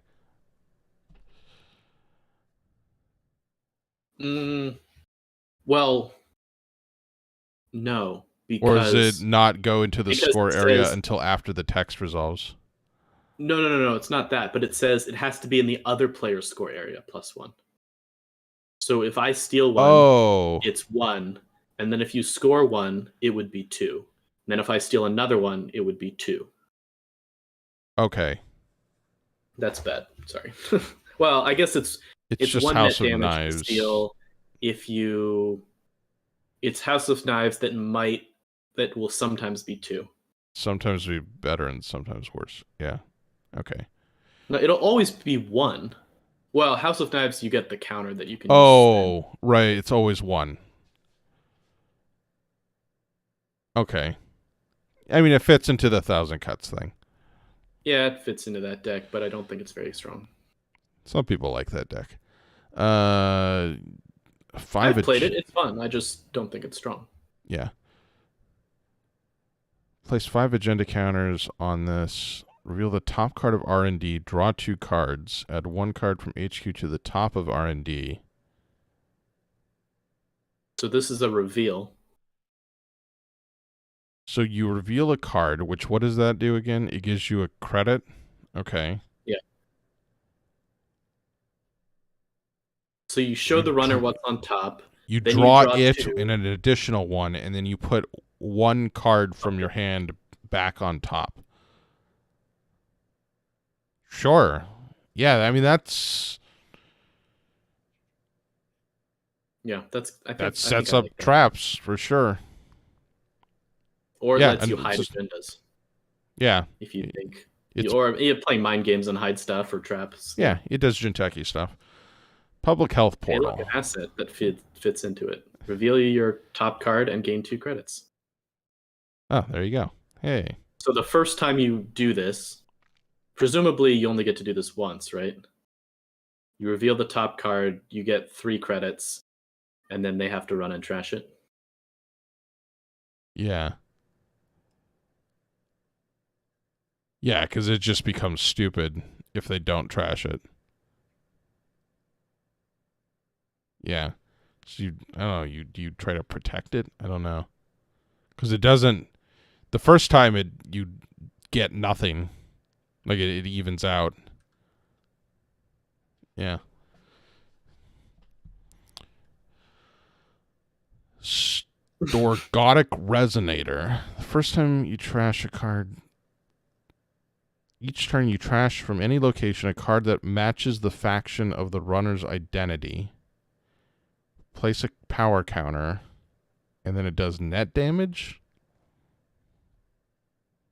Costs a click, though.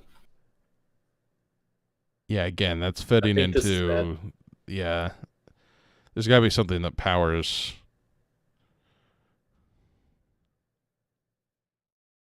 Here we go. Had a way of getting power counters. Look at the next one for Pranya.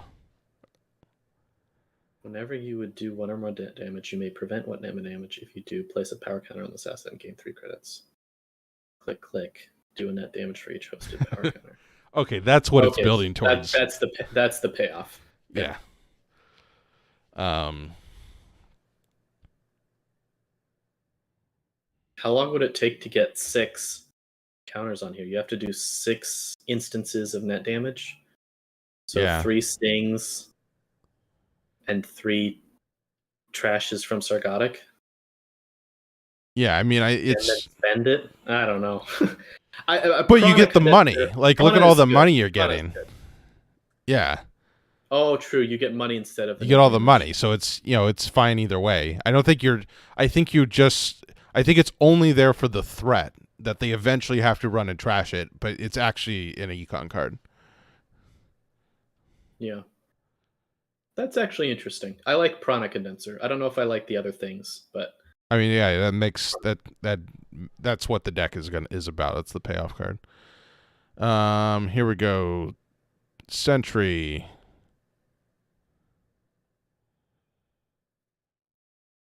Taxing Sentry that's going to be otherwise relatively cheap.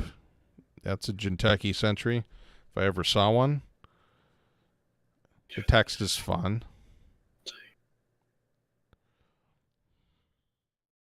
So it's 1, maybe 2 net damage 3 times if they face planet. Yeah. If you get incredibly unlucky / lucky, depending on who you are, it could kill them. I guess it's okay in that deck. I think anyone smart running against that, as soon as you see PE on the table, you wait till you get a Sentry Breaker, yeah. And have a Sentry Breaker. So. Yeah. So I doubt this is going to fire. If it ever did, it's awesome. Yeah. I just doubt it's ever going to fire. Yeah. Conjin. We got what are those called? Side games? Mind game. A side game, yeah. Yeah.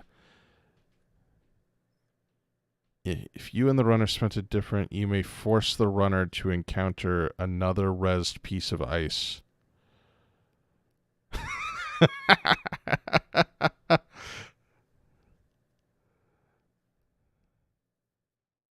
Oh, and there's no type. Oh, it's Mythic Ice. It's Mythic Ice. Whoa. So you're guaranteed. There's no subroutines here to break. It's just when you encounter this, you play a side game. If you win, you force the runner to hit face plant something else. Huh.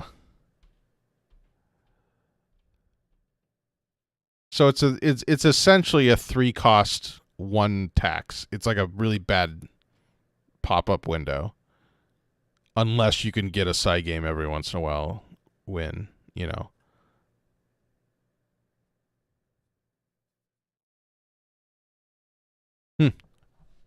I like it.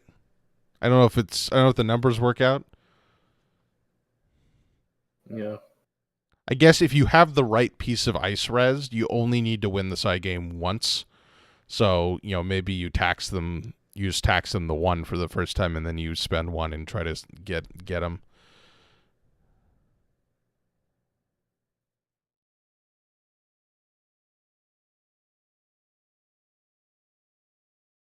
Okay.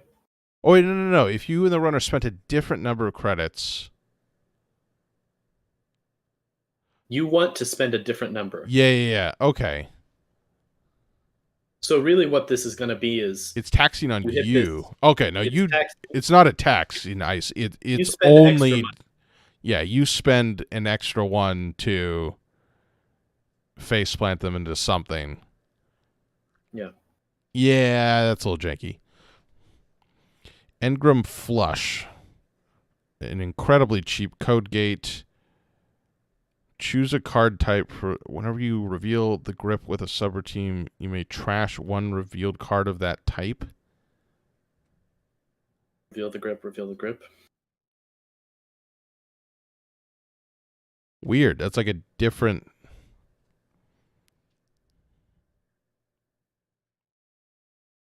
I kind of like that.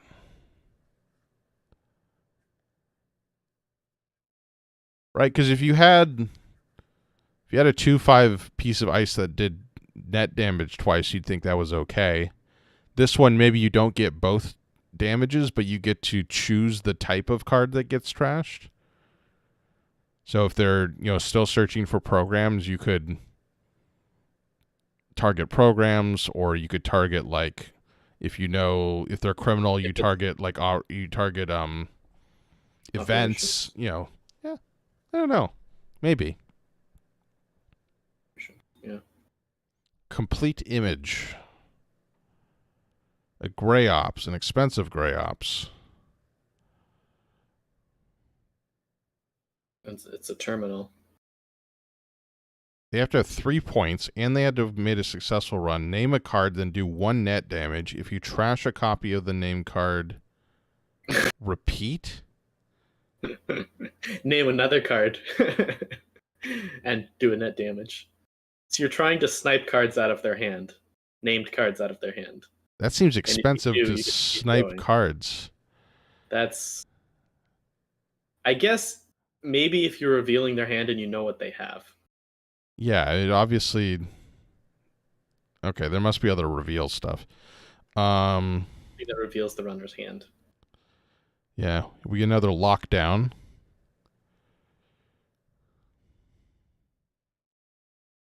And it's... This is the tax.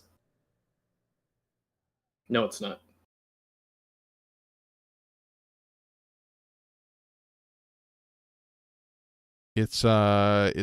Was it Batty? It's the stupid Shinteki identity. No, wasn't there... No, it's the upgrade. Yeah. Oh no, Marcus Batty let you resolve a subroutine. It was an upgrade. I remember. Yeah, something like that. But play a side game and the run, yeah. Well, there's that 5/3 agenda that does it, I think, also. Or that was just built into the agenda, whether or not you could steal it. What was that one? I forget. Perfect? Future Perfect? Yeah, that sounds right. Ends the run. Okay. It's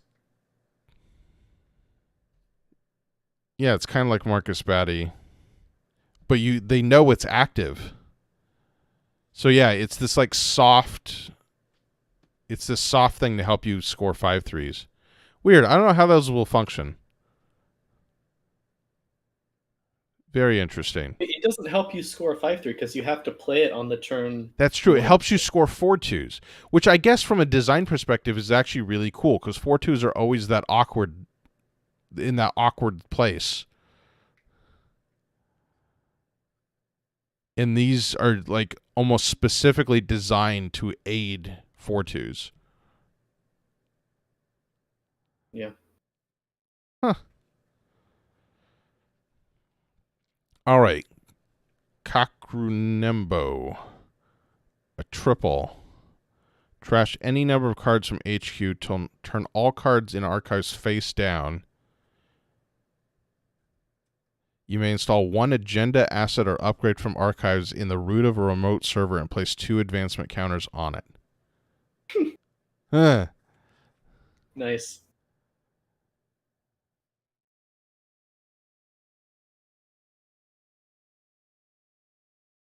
Weird. The mind games. Mind games are Yeah, real. for sure. All right, we got an upgrade.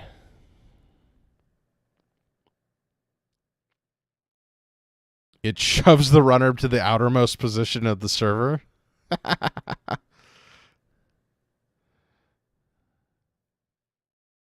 One-time use. But yeah. Yeah. All right. La Costa Grid. Remote server. When your turn begins, place 1 advancement counter on 1 card installed in the root of this server. Oh. Another thing that helps you score 4-2s. Yeah. Or it helps you with 5-3s with the lockdown. Okay. Sure. Or it helps you over advance that 3-2. Yeah. I don't love it. Jinteki, I don't know. I have a very hard time, and I've always have, of judging the strength of Jinteki cards in particular. So I don't know. I don't know what to think of all those. All right, let's go to NBN. Build the 1,000 cut stick. What's that? Makes me want to try to build the 1,000 cut stick. Yeah, you should do it. GameNet, where dreams are real. Is it a video game? What's the flavor on this? Oh, it's like a metaverse. Microtransactions. Oh, is that? I didn't actually read the mechanical text. Spend or lose at least 1 during a run, gain 1. Okay. The right cards. I like... Pop-up window. What's that? Pop-up window. Yeah. All right, we get their 4-2. Is it equally bananas? Oh, it's a fast advance 4-2. Okay. Cool. Love it. Ooh, like that 5-3 also. Runner has to pay 5 to steal it, and when you score it, you gain 5. Love that. Good stuff. Tiered subscription. The first time each turn a run begins, gain 1. It's an advertisement, so that's fun. And it's just annoying. Mm-hmm. Daily quest. Res during your action phase. When the runner makes a successful run in the server, they gain 2. When your turn begins, gain 3 if the runner did not make any successful runs on the server during their last turn. That's bizarre. I don't know how that fits in with NBN, which usually doesn't have giant servers, giant remotes. So you have to run, you put this in a server that's relatively secure. I guess if you're doing a NBN glaciery kind of thing with Toll Booth or something, you put it in your scoring server and you just get money from it until you're ready to score. Yeah. I don't know. Congratulations. I love the theming of this. It's all video game stuff. Codegate advertisement. And if everything fires, you gain 3 and the runner gains 1.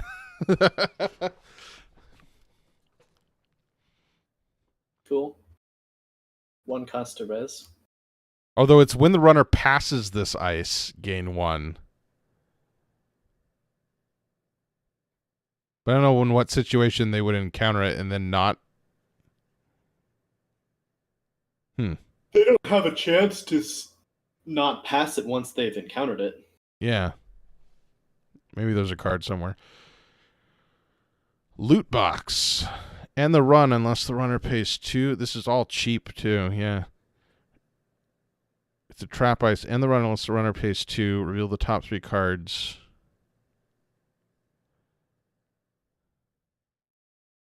And gain credits.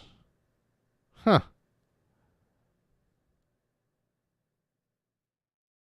This is the theming on this is so cool because it's giving the corp and runner money, but it gives the corp more, which I guess unlocks, NBN Glacier builds because NBN, the thing with NBN is that they were typically poorer than the other, especially compared to HB or Wayland, but this is getting more money into NBN. It's just at the cost of giving the runner money.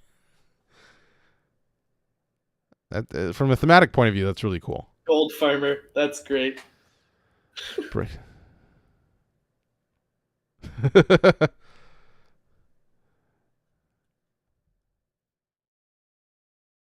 Yeah, this is really fun. F2P, 5 strength sentry for 4. But it's built in, they can break through it for 4. If they are not tagged. Huh.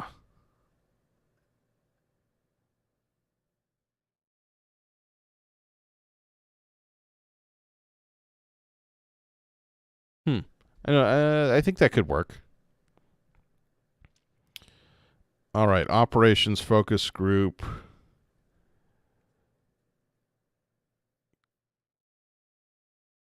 Oh, I got to read this one again. They made a successful run. Choose a card type, then reveal the grip. You may pay X to place X advancement tokens on an installed card. X is equal or less than the number of revealed cards of the chosen type.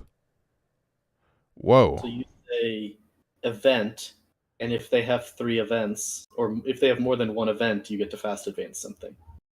Huh. Or, It's expensive, but you got money now. Yeah. It's a way of scoring agendas, which is cool. Interesting. All right, we got a gray ops. If they stole an agenda, choose a runner card type, trash all installed non-icebreaker cards of that type. You get a bad pub. Okay.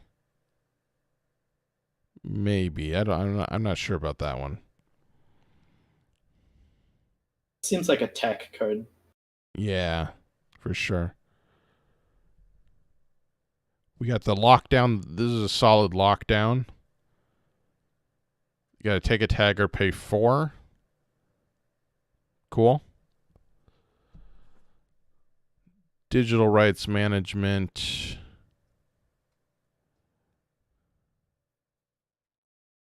It lets you tutor for an agenda.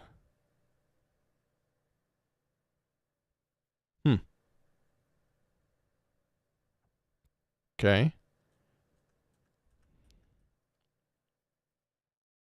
And optionally, and install something. Yeah. And install something. Hey, look, NBN ambushes. Yeah.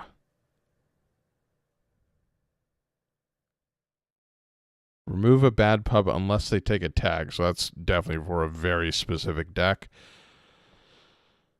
And then ganked, you may trash it to force the runner to encounter a res piece of ice protecting this server. Okay.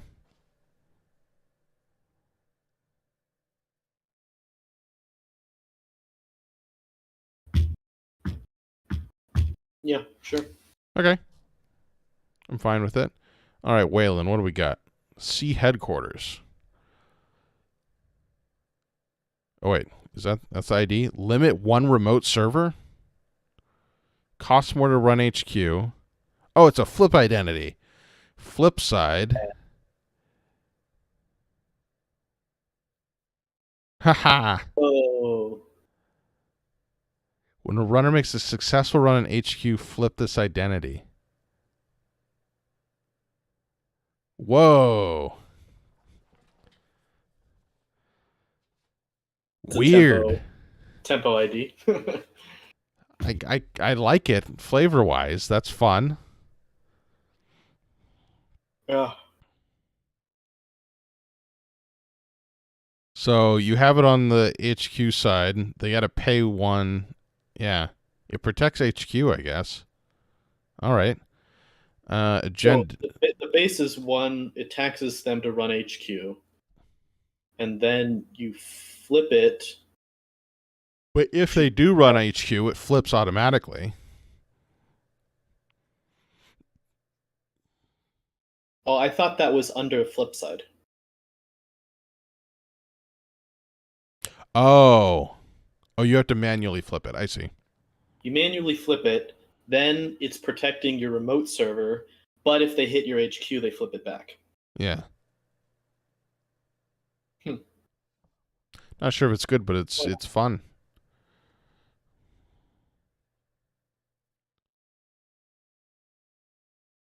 All right. Ooh, Divested Trust. When another runner steals another agenda, you may forfeit this agenda, gain 5, and add the stolen agenda to HQ. It goes with Argus. I love the theme. It seems conditional, but I love the idea of it. Yeah. We got the 5/3. Trash's programs. Good stuff. And then the 4/2 gets 2 agenda counters. Hosted. Wait, what? The run cannot be declared successful. Does not cause it to become unsuccessful. So they still get to access, right? They just don't get successful run triggers. Maybe? I'm looking this up.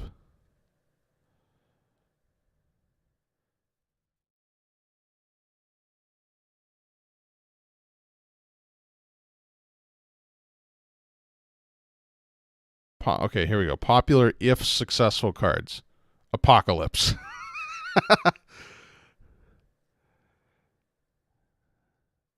Dirty Laundry.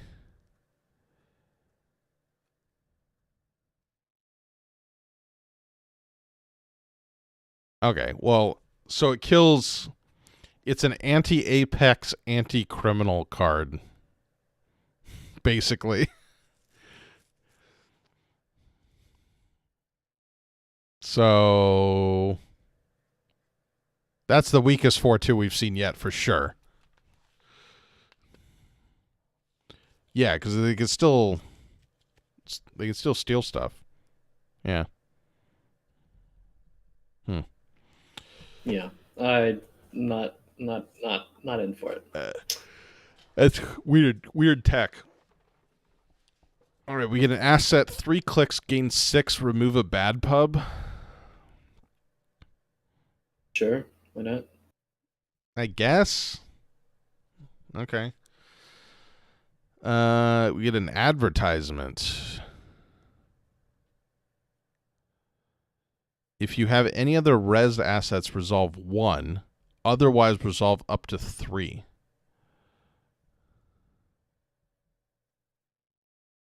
Huh. I guess do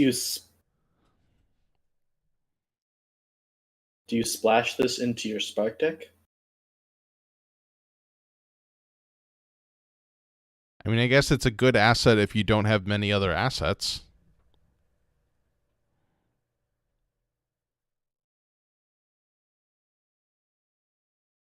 Because then you return it to hand the turn that you want to install a different asset, and then you reinstall it, I guess, when that's done. I don't know.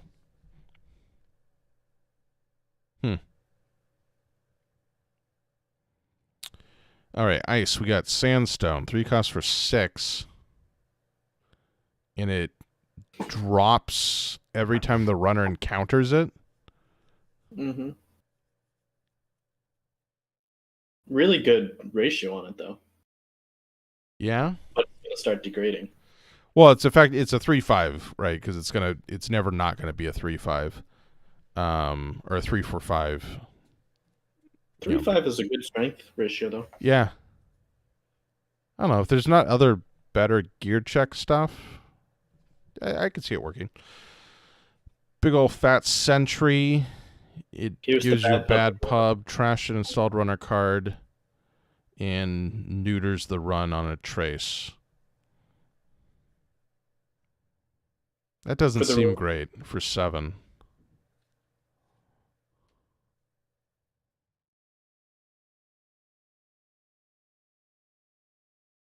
Yeah, that doesn't seem great to me.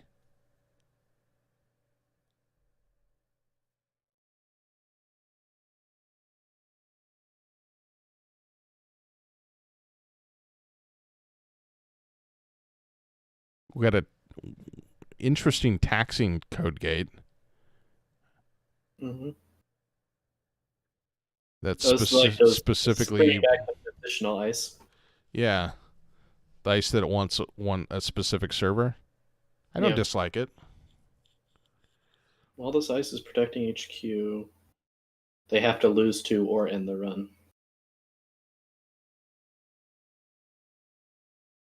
Yeah, seems fine, I guess. Yeah. It's cheap. 3 credits for, assuming it's basically 3 credits for the runner to get through every time. Yeah. Advanceable ice barrier.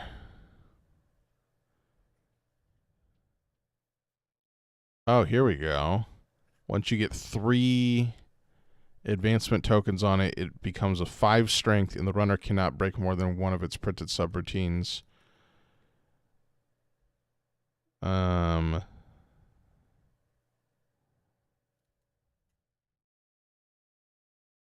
Maybe. Yeah, I don't know. I don't know about that. I'm always skeptical of this advancing ice because it's a lot of money and tempo to be spent on. It's a lot of time. Like, it's a lot of clicks. That's the big thing. Yeah. And then the payoff is a credit, and you get to advance another piece of ice, right? Yeah. Or your asset or your agenda or your 5/3 that you're trying to score. I don't understand that. Winchester I like. Here's a cool sentry. It wants to be on HQ, and it's just taxing. 4 strength sentry with 3 subroutines is pretty good. 3 and the run. For 4, that seems good. I like that. Yeah, I like Winchester for sure. For sure. Colossus. Is this a reprint? Wasn't there a card called Colossus? Yeah, it was in Terminal Directive.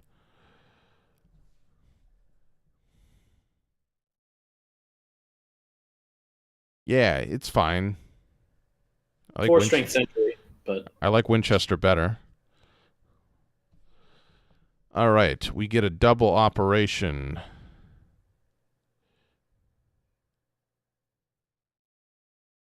You get to tutor for a piece of ice and install it real deep into a server, or really far up into a server. I don't understand when that is going to be good. Argus Crackdown. Oh, this is the lockdown. It gives them 2 meat damage. I think that's my least favorite of these lockdowns.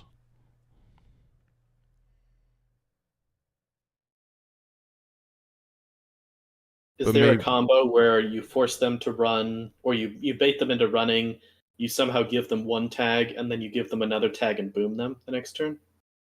Yeah, Or I don't I know. guess you don't even have to boom them if you're You doing a don't. little Yeah, bit. it sets up a weaker Black Ops, I guess. A I don't know. different meat damage card to kill them. Which I haven't seen. Yeah. I don't know. I think there might be one other meat damage card. What's the one that gives you meat damage based off of Punitive. the I guess maybe points? punitive counterstrike. Oh, I think that one might still be legal. Maybe that's what it's going for. It does basically limit them to only one run. Yeah. I guess. Okay. Here's the galaxy brain, right? You play this with the identity here, the SEA headquarters, Yeah. and you flip the identity. You play this. You install your agenda, right? Sure. And then to get to the agenda, they have to pay 6, or they Or have to run take HQ. 4 meat damage. Take 4 meat damage. Yeah. And then you try to kill them the next turn. Maybe. I don't think but so. you're still only scoring at best 2 points on it, right? That's a lot to score 3-2. Reduce service.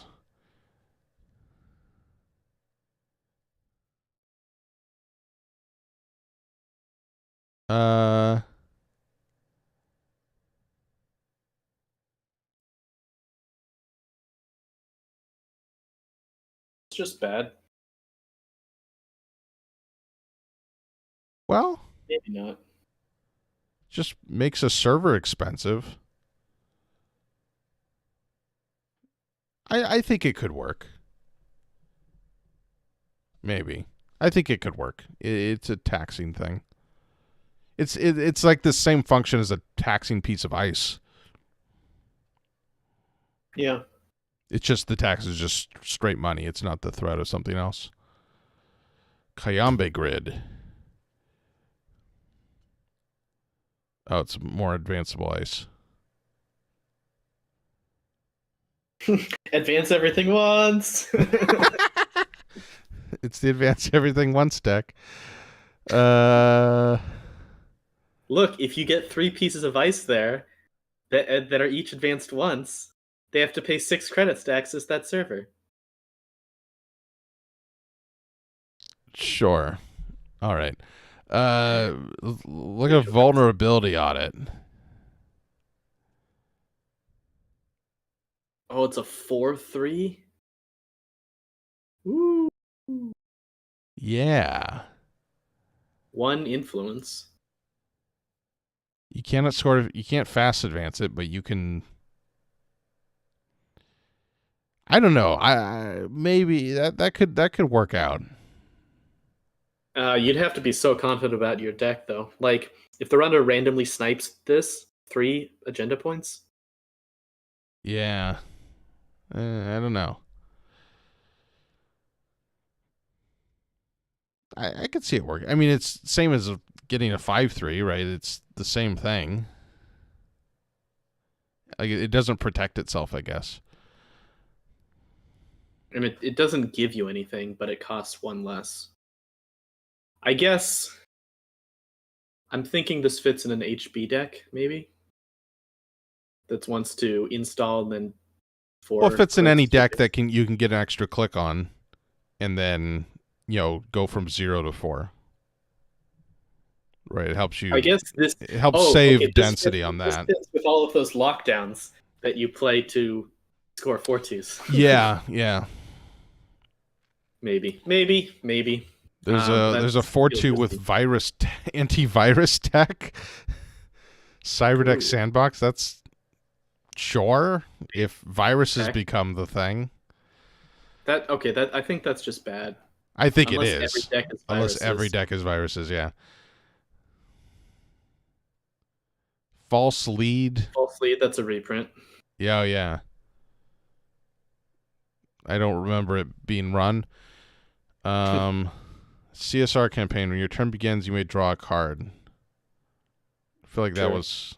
Oh, there's an NBN. Oh no. There's Daily Business Suite in NBN, which this is pad campaign, but for cards. Yeah, Daily Business Suite is just better, if only because it costs 4 to trash. Daily business. Isn't that the one I'm thinking of? What am I thinking of? Daily business something. Yeah, that's the one that's draw one extra card and put one on the bottom. Yeah. So it's card selection. This is Daily this business is show. extra draw. This is extra draw. Right, but I don't think extra draw is necessarily that much better than draw two, choose one. Yeah. Or draw two, choose from your hand. I don't remember which one Daily Business Show does. For a corp at least. Rhyme.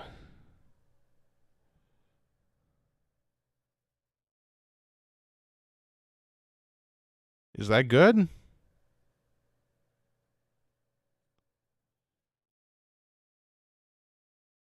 Maybe. How much do you care about +1 strength to all ice? Sometimes you do if, like, your sentries are at 3. It is 0. It seems too situational. Yeah, I don't know. I don't know. I feel like there's just always going to be a better card to include. Yeah, it's probably like the 46th card problem. Yeah. 50th card problem or whatever. It's just medium, yeah. I guess it's one of those cards that it's one of those cards that if this was Magic the Gathering, you'd be like, yeah, maybe in draft that works, but it would never work in constructive. Right? It's in that zone where like, sure in a pinch it works in a draft, but it's never good enough for a constructed deck. That's what it feels like. Hey, nice, a good lockdown. Yeah, that's a solid lockdown.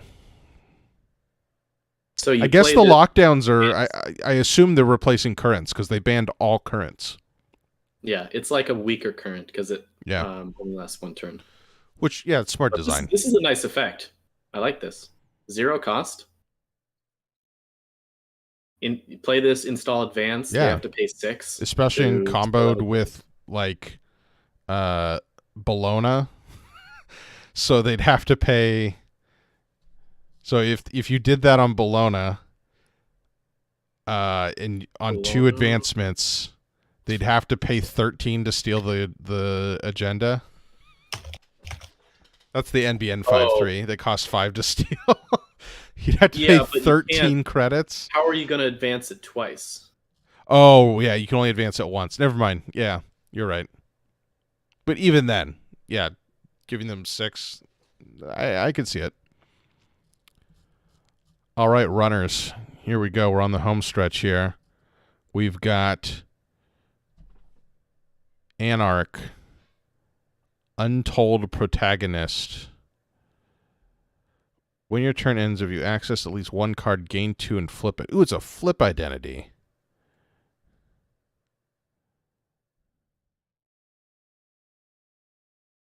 You either gain money or you gain draw and lose money. Mm-hmm. I like it. Also, the other side is a 1 link. Oh, really? Mm-hmm. What's the flavor on this? Oh, it's like a confidence thing with the character.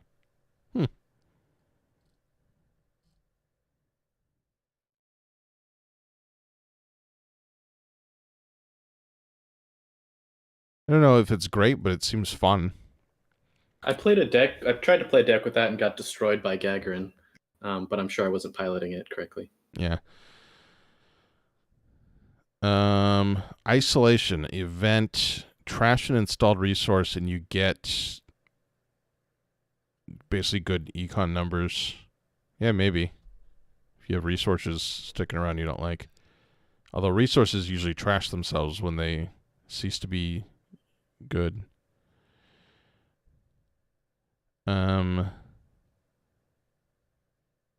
Moshing.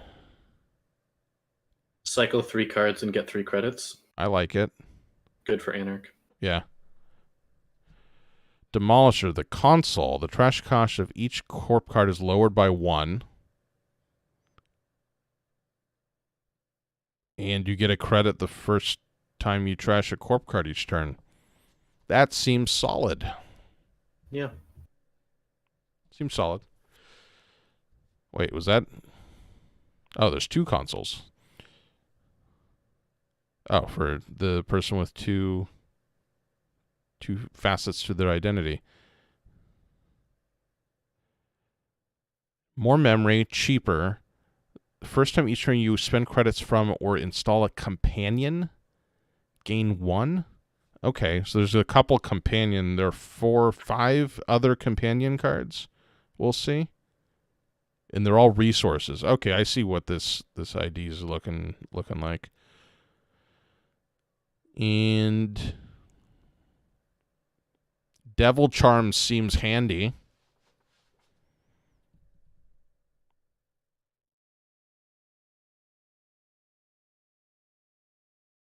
Sure. That Kind of an that seems really emergency. handy. Yeah. Break glass in case of emergency card. Yeah.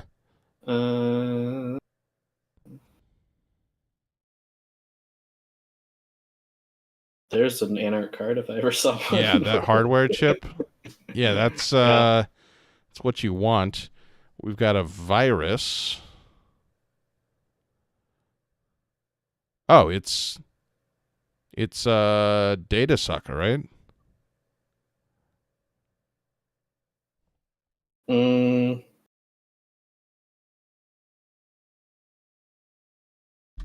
Thought it was a different one. Data Sucker was it builds up counters and you spend them for -1. Oh no, what was the one that creeped in? There was a card that was This is a reprint of a card with a different name. Yeah. What was that card? Although that card automatically trashed the ice when it hit 0, I think. Oh, that could be. Yeah, they made it slightly weaker. This one you actually have to run the server. Yeah. Okay, I could see it working sometimes. I could see that being good. You know, it's virus stuff. Again, they're trying to find that middle zone for viruses. So, yeah. Stargate. You get to reveal and then trash something? Are they setting up Anarch to be the anti-asset ID, I guess? That seems expensive.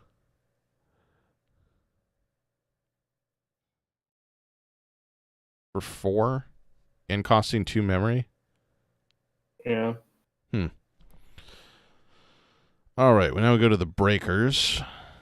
Decoder. Break.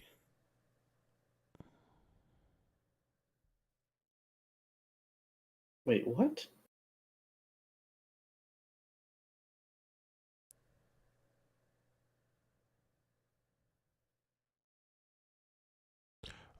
Weird. Oh, so it's all that text is only relevant if there are 2 code gates in the server you're running. Right? Like, if there's only 1 code gate in that run, it doesn't really matter. Yeah. Bizarre.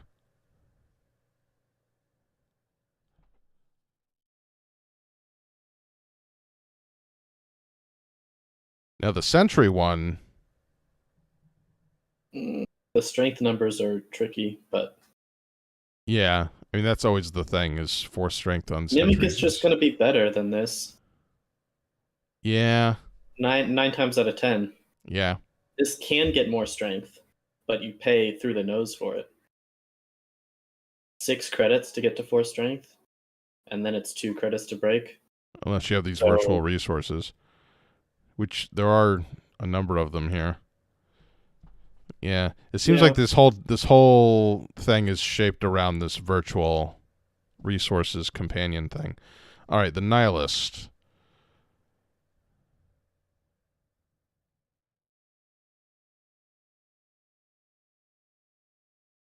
First time you install a virus, place 2 virus counters on that card.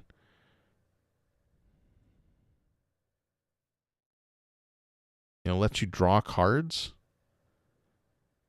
It seems expensive for some extra card draw.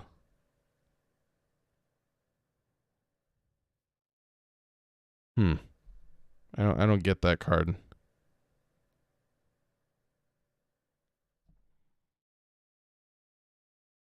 Fencer.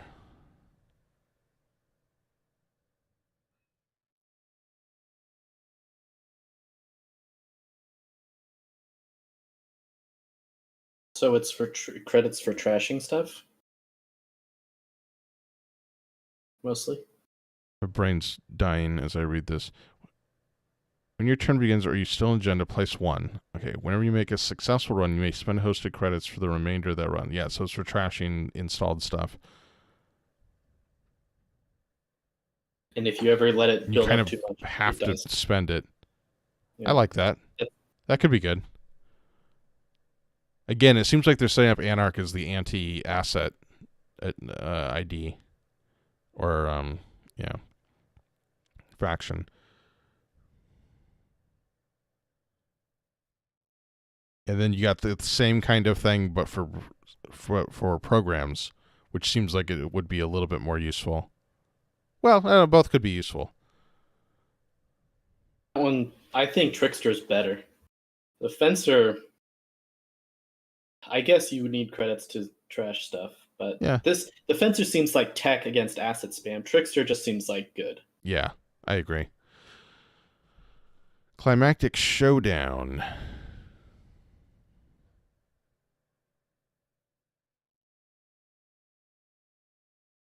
Okay, it's multi-access.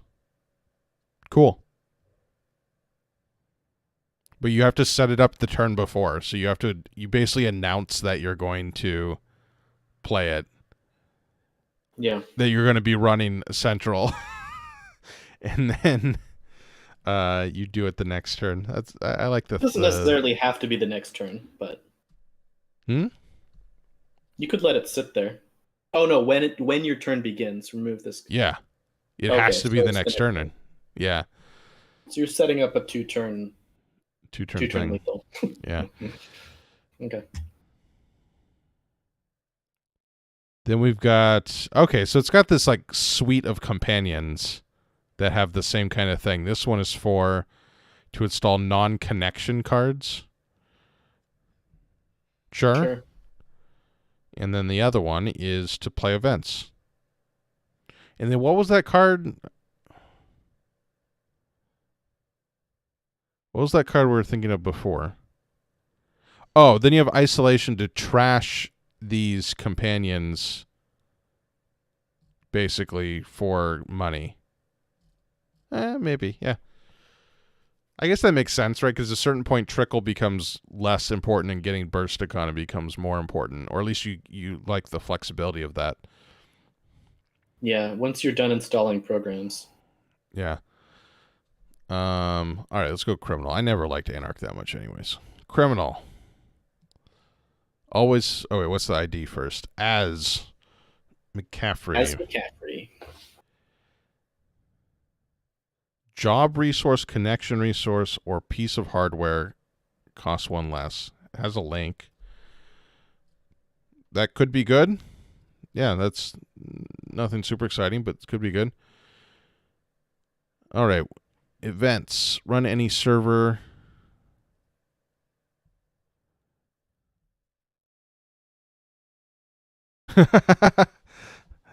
I love that.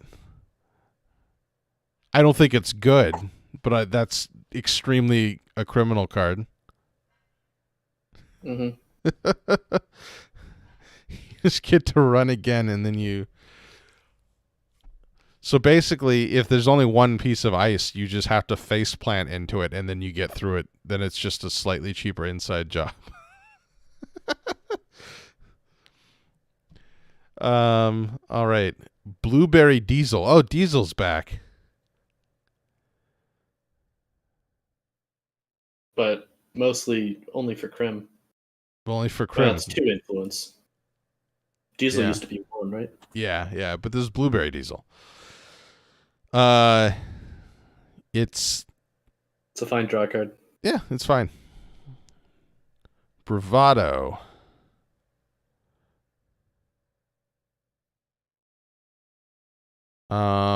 It's it's like that one high stakes job, but better.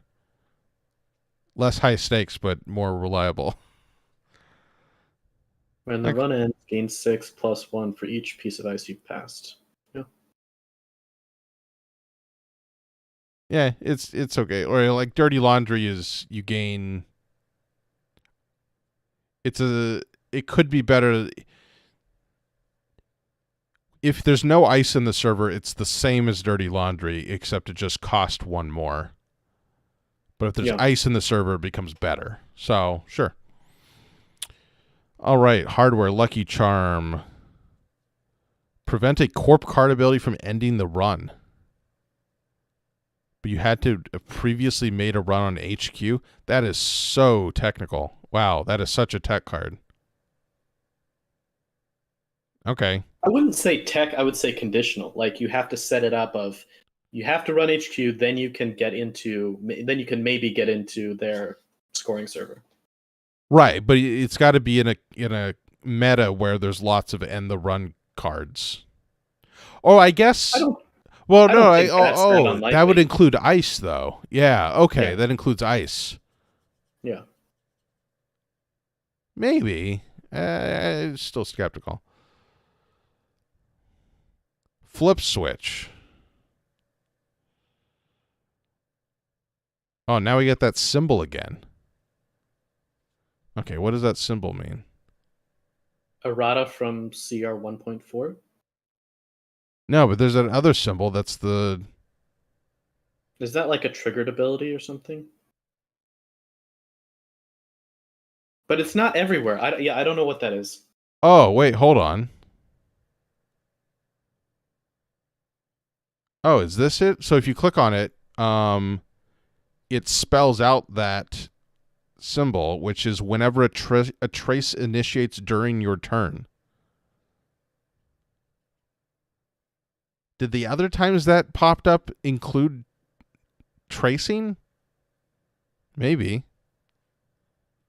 It was always a triggered condition. It was always going to be when, but it's just like when this is relevant, you can do it. You can't just like do it randomly. Yeah, maybe that's what it is. Maybe it means it's triggered. I don't know. Hopefully it pops up again. We can figure this out. But on this card, it means when a trace initiates during your turn. Oh, maybe that symbol is on your turn. Or maybe it's just there's more text there? I don't know. Because I don't think the other instances where we saw that, it was relevant to traces. So maybe it's... I don't know. Or maybe it's just indicating a conditional... It's conditioned on something. I got to figure that out. Anyways, you can jack out, remove a tag, or remove a trace to like 0. Safety card. It's an anti-NBN. Yeah. Okay. Console time. I always get excited when I get to the consoles. I don't know why. They're unique. Therefore, they're more cool. I guess. Masterwork version 37. Oh, that makes sense because the runner's a prodigy. Okay. First time you install a piece of hardware, draw one card. Whenever a run begins, you may install a piece of hardware, paying one more. Okay, so they want hardware. It's a hardware prodigy. Oh, and there's a whole bunch of hardware here. Very cool. All right. Here's another piece of hardware. Stealth cards. Stealth cards. What? Okay.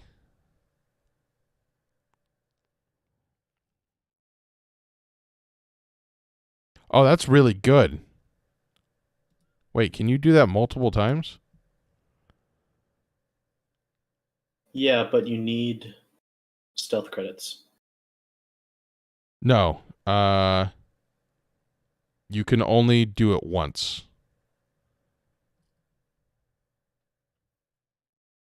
It says only one instance of a conditional ability becomes pending for each time the okay. trigger condition is met. Okay. Still, Multi-access. yeah, it's like permanent Here's the multi-access. thing, you I install guess Boomerang.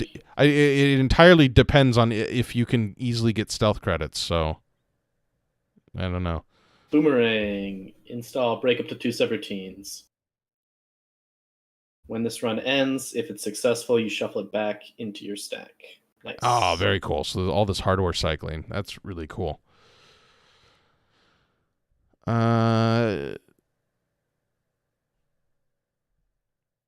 Prognostic Q loop lets you basically get installs and card draws. Okay.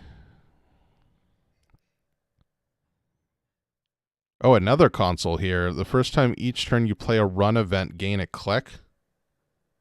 Nice. I like that. I like that quite a bit. That's just solid. For 2, solid. Hey, Kentenma. Yeah. This Ken coming back.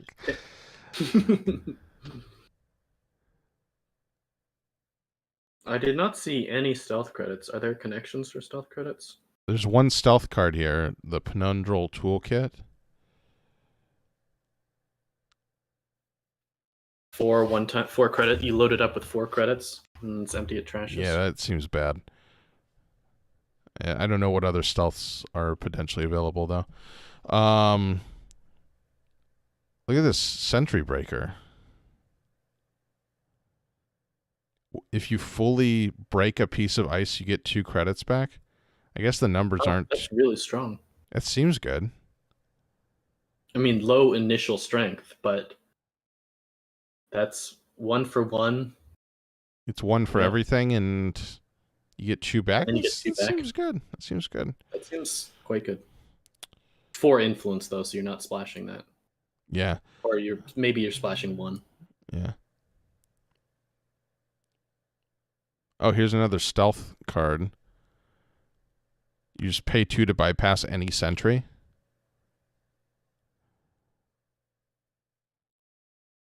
Whenever you count a sentry, you pay 2 to... Yeah, I mean, yeah, again, if there's stealth credits available, that's really good. Yeah. You could get through like a 2 subroutine 4 strength sentry for 2 credits. It's so good. And then you could get through once per turn. You could just get through any sentry for 2 credits. Yeah. Yeah, you just need stealth credits. Yeah. Fractor. And again, this one I like less. Well, it costs 5 to install. Costs 5 to install. Yeah. You're getting 2 strength at a time. Yeah, that's just slightly worse. The class act. Oh, we got that symbol again. Again, this one it doesn't. It must mean a conditional effect. Yeah. Because this is conditioned on the first time each turn you would draw. Okay. And if you click on the actual card image, there's no additional text in place of that symbol. So the symbol's not being printed on the cards themselves. That's interesting. It's just in... It must DB. help Netrunner DB, like, it must help you be able to search things. Oh, yeah, probably. When your discard phase ends, if you installed this resource this turn, draw 4 cards. Okay.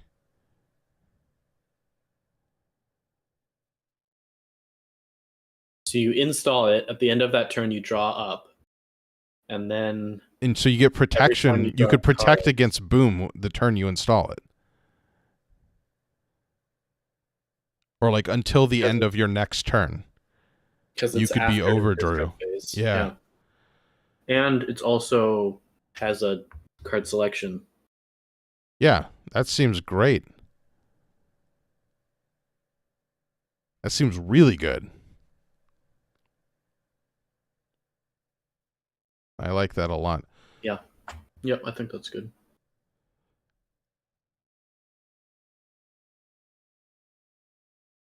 And it's a connection, so it costs 1 less with the Mechanical Prodigy.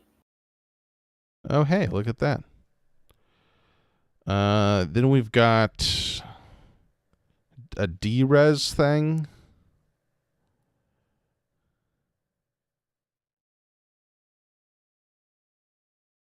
It gives you a tag, but that's pretty cheap D-resing.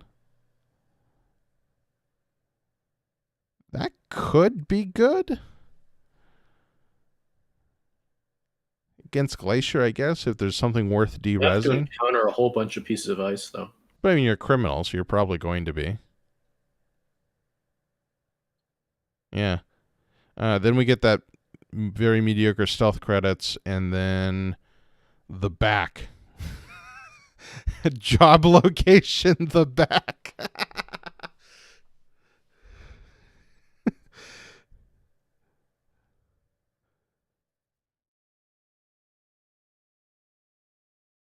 Oh, and this lets you cycle trash cards back into your stack. Okay, so that synergizes nicely to keep cycling all those hardwares in. All the hardwares are trashing back in. Yeah, it fits in. All right, Shaper. What do we got? Ethical Freelancer. That's what I like to think of myself. That's how I like to think of myself. If you have the same number of cards in your grip as the corp has in HQ, you may draw a card. Okay. End of your turn. So basically, you have the chance of matching. You just have to keep paying attention to that. Yeah. Sure. All right, in the groove. First click.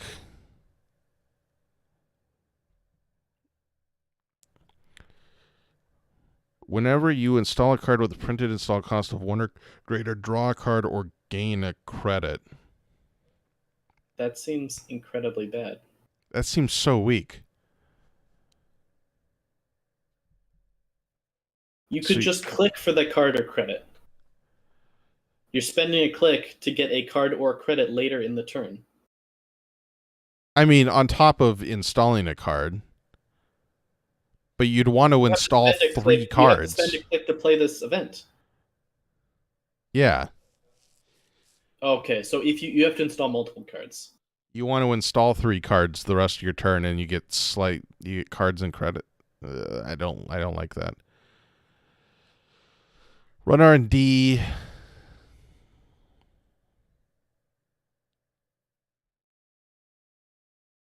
What the heck? Choose a number greater than 0 for each installed card you have with printed install cost matching that number. Reveal 1 card from the top of R&D, max 6. Access 1 of them. Oh, okay. Cool. Great. If you have, it's like if you can. You got to plan your deck around things that cost the same. Yeah. That's funny, but that's a strong effect. Yeah, but I mean, even if you've got 3 or 4 things installed, you know, if you get up to 6, you're almost certainly stealing an agenda. Yeah. So, yeah, I can see how that works. Spec work could be good in the right deck for sure. If you got programs you want to trash, they're useless or something, or not great, or you're trying to cycle into better programs or something, yeah, right deck, that could certainly work. Harmony AR Therapy. What a Shaper card. Sure. You're installing all the things. Console time. Super Corroder. 4/2 memory. +1 hand size. When your turn ends, if you and the corp have the same number of credits, you may gain 2 credits. That's a lot harder than having the same number of cards. A lot harder. Yeah. I don't know about that. It's 2 memory +1 hand size, and maybe you get some credits sometimes. Yeah. I'm jumping to the other console. You get a card when you trash an event? Oh, does that mean anytime you play an event, you then trash it automatically?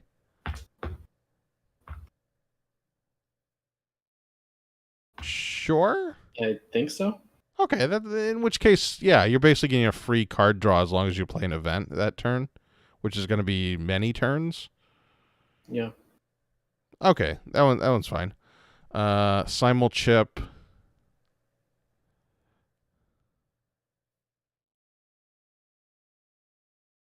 Okay. Yeah, it's that program cycling thing. All right, now we get to the programs. We get a credit trickle program. Okay. Mm-hmm. We get That's something you'd install early, and then eventually you might trash it to make space to make for something else better. Yeah.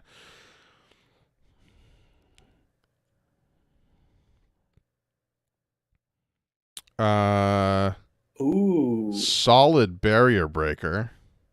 When you install this program, it gets +3 strength for the remainder of the turn. So you want to keep trash it and reinstall it. Yeah. Okay. I don't know how you set that up, but it's cool if it works. Yeah. Ooh, that virus is fun. Yep. For subtypes, okay. Euler.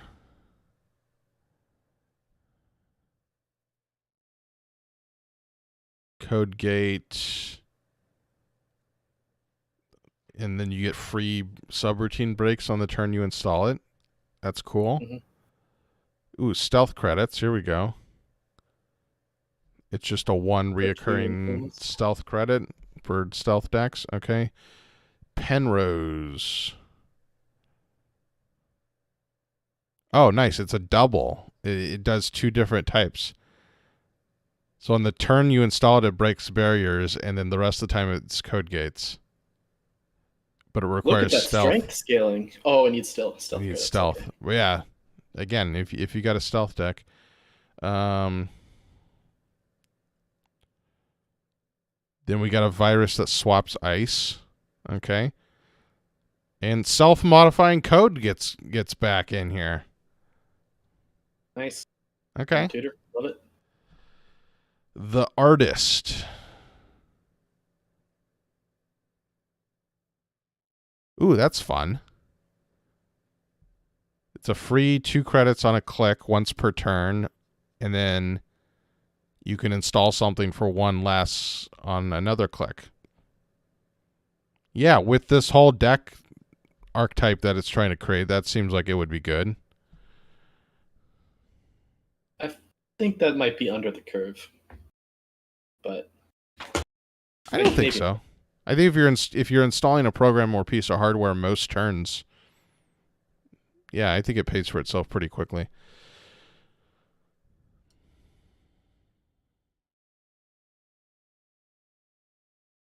Polly's Cafe, yeah, if you got connections, I guess. Here's a connection, gives you a link. Oh, cool. And it makes icebreakers you install that turn stronger. Yeah, you just want to keep like just installing. You want to get you get a setup where you keep installing programs for free and then trashing them to get cards and money and then reinstall them for free, and yeah. How do you recur them from your heap? Wasn't there a card for that? Where was it? I thought it was a Crim or Anarch card. Harmony AR Therapy. Oh, okay. Yeah. Yeah. All right. Finally, we get the neutrals.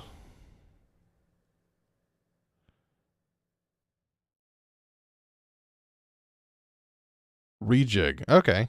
It lets you sub in new programs or hardwares, or upgrade, basically.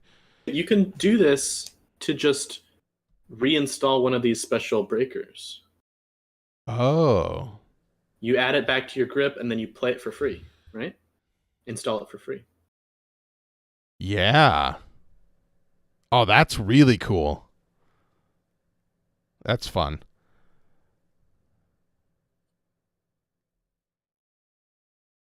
There's an event that people lose ID abilities. That's tech for sure.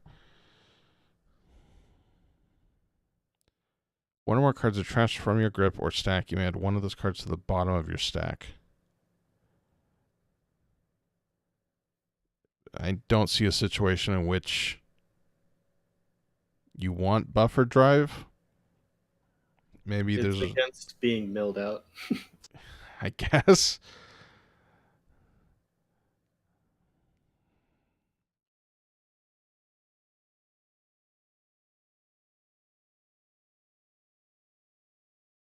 Whenever you make a successful run, you may trash this resource to name an agenda.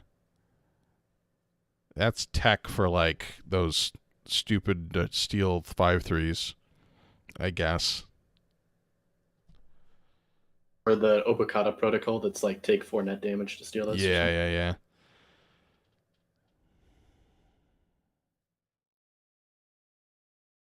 DreamNet could be cool, the right deck. What's a digital ID?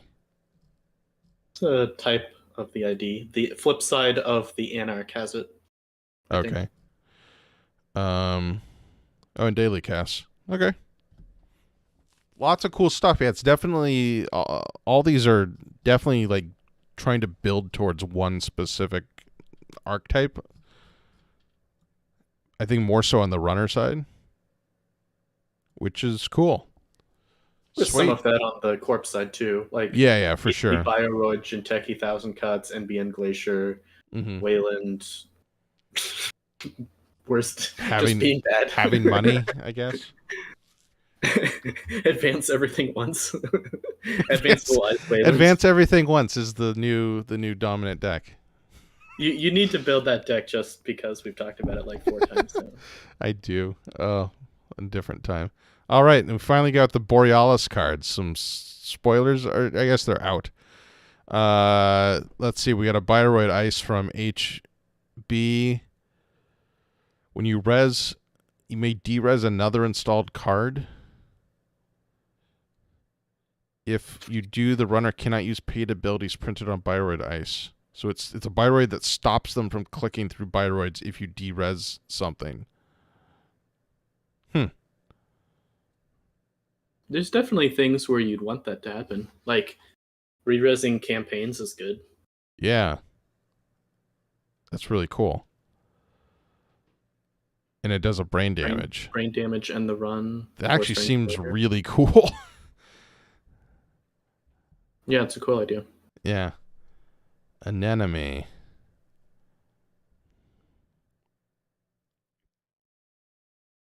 Fine. Yeah, net damage. NBN gets a city grid. Guaranteed net damage, which is nice. Yeah. City grid. Advance this upgrade. Oh, it's a fast advance upgrade. So you pre-advance this. Yeah. And then you install, move this over, advance. Right? Yeah. So it's lets you score 4 2s from hand. Yeah. Okay. We get a 3/2 agenda for Wayland. You have to trash a card when you score it, but you do 2 meat damage. I mean, it's a 3. It's a 3/2. It's a 3/2. Anarch. Self-inflicted brain damage. And it kills the root of the server. Man, that's an Anarch card.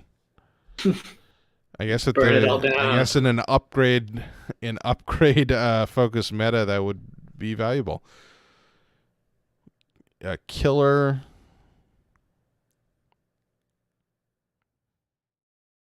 Nice. Revolver seems good. Revolver. 6 power counters. You pay 2 to get it to 4 strength. And then you can just choose the subroutines you want to break. Yeah. That seems really good. I like that a lot. Yeah. And then Shaper gets an event. Ooh, deep dive. You got to run all the centrals.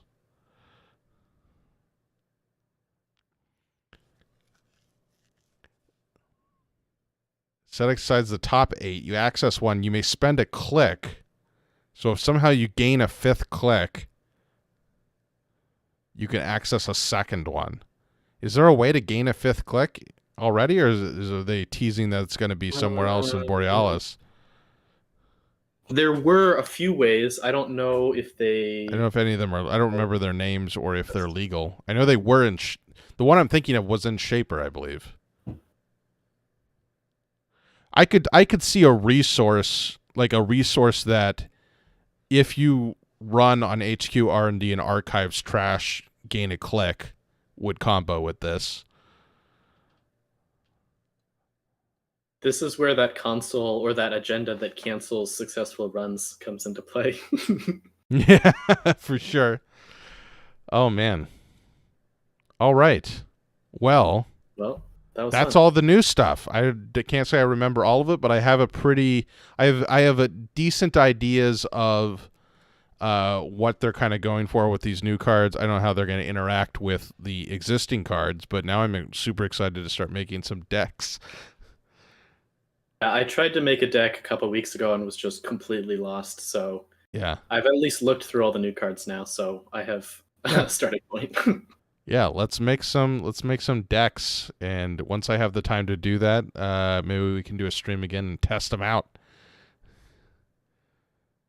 Yeah, fun stuff. I can't wait. I'm asking, I don't know if they're going to have the physical cards available at PAX East, but I'm hoping they do, so I can buy them and not have to pay shipping. I'm really hoping for that. Or else I might just buy them. Yeah. So I want to build decks. And then assuming COVID keeps itself down, I assume I can find some IRL events. I think NISEI is doing a thing at PAX East also. Cool. So like a meetup in one of the evenings. Yeah, okay. It's on the schedule, I think. So yeah, check it out. We should, if that's Thursday or Friday, we should go that day. For sure. Yeah, definitely. Yeah, I want to play more Netrunner. Sweet. All right, I'm exhausted and tired. That was 3 hours of looking at Netrunner cards. It did not feel like 3 hours. It felt like 2 hours. Yeah. That's the power of Netrunner. It shrinks time. we were jacked in. Yes. All right. For those watching on the stream, thanks for watching us meander about with Netrunner cards. There'll be more Netrunner streams. With their out-of-date opinions on Netrunner cards. Yeah, our really old thoughts, uninformed for a while, but I don't know. It's coming back to me, right? Netrunner's coming back. I remembered more old cards than I thought I would. It's all buried in my brain somewhere. I haven't taken any brain damage that I'm aware of. Mm-hmm. All right. I'm stopping the stream. Thanks for watching, for those who are watching.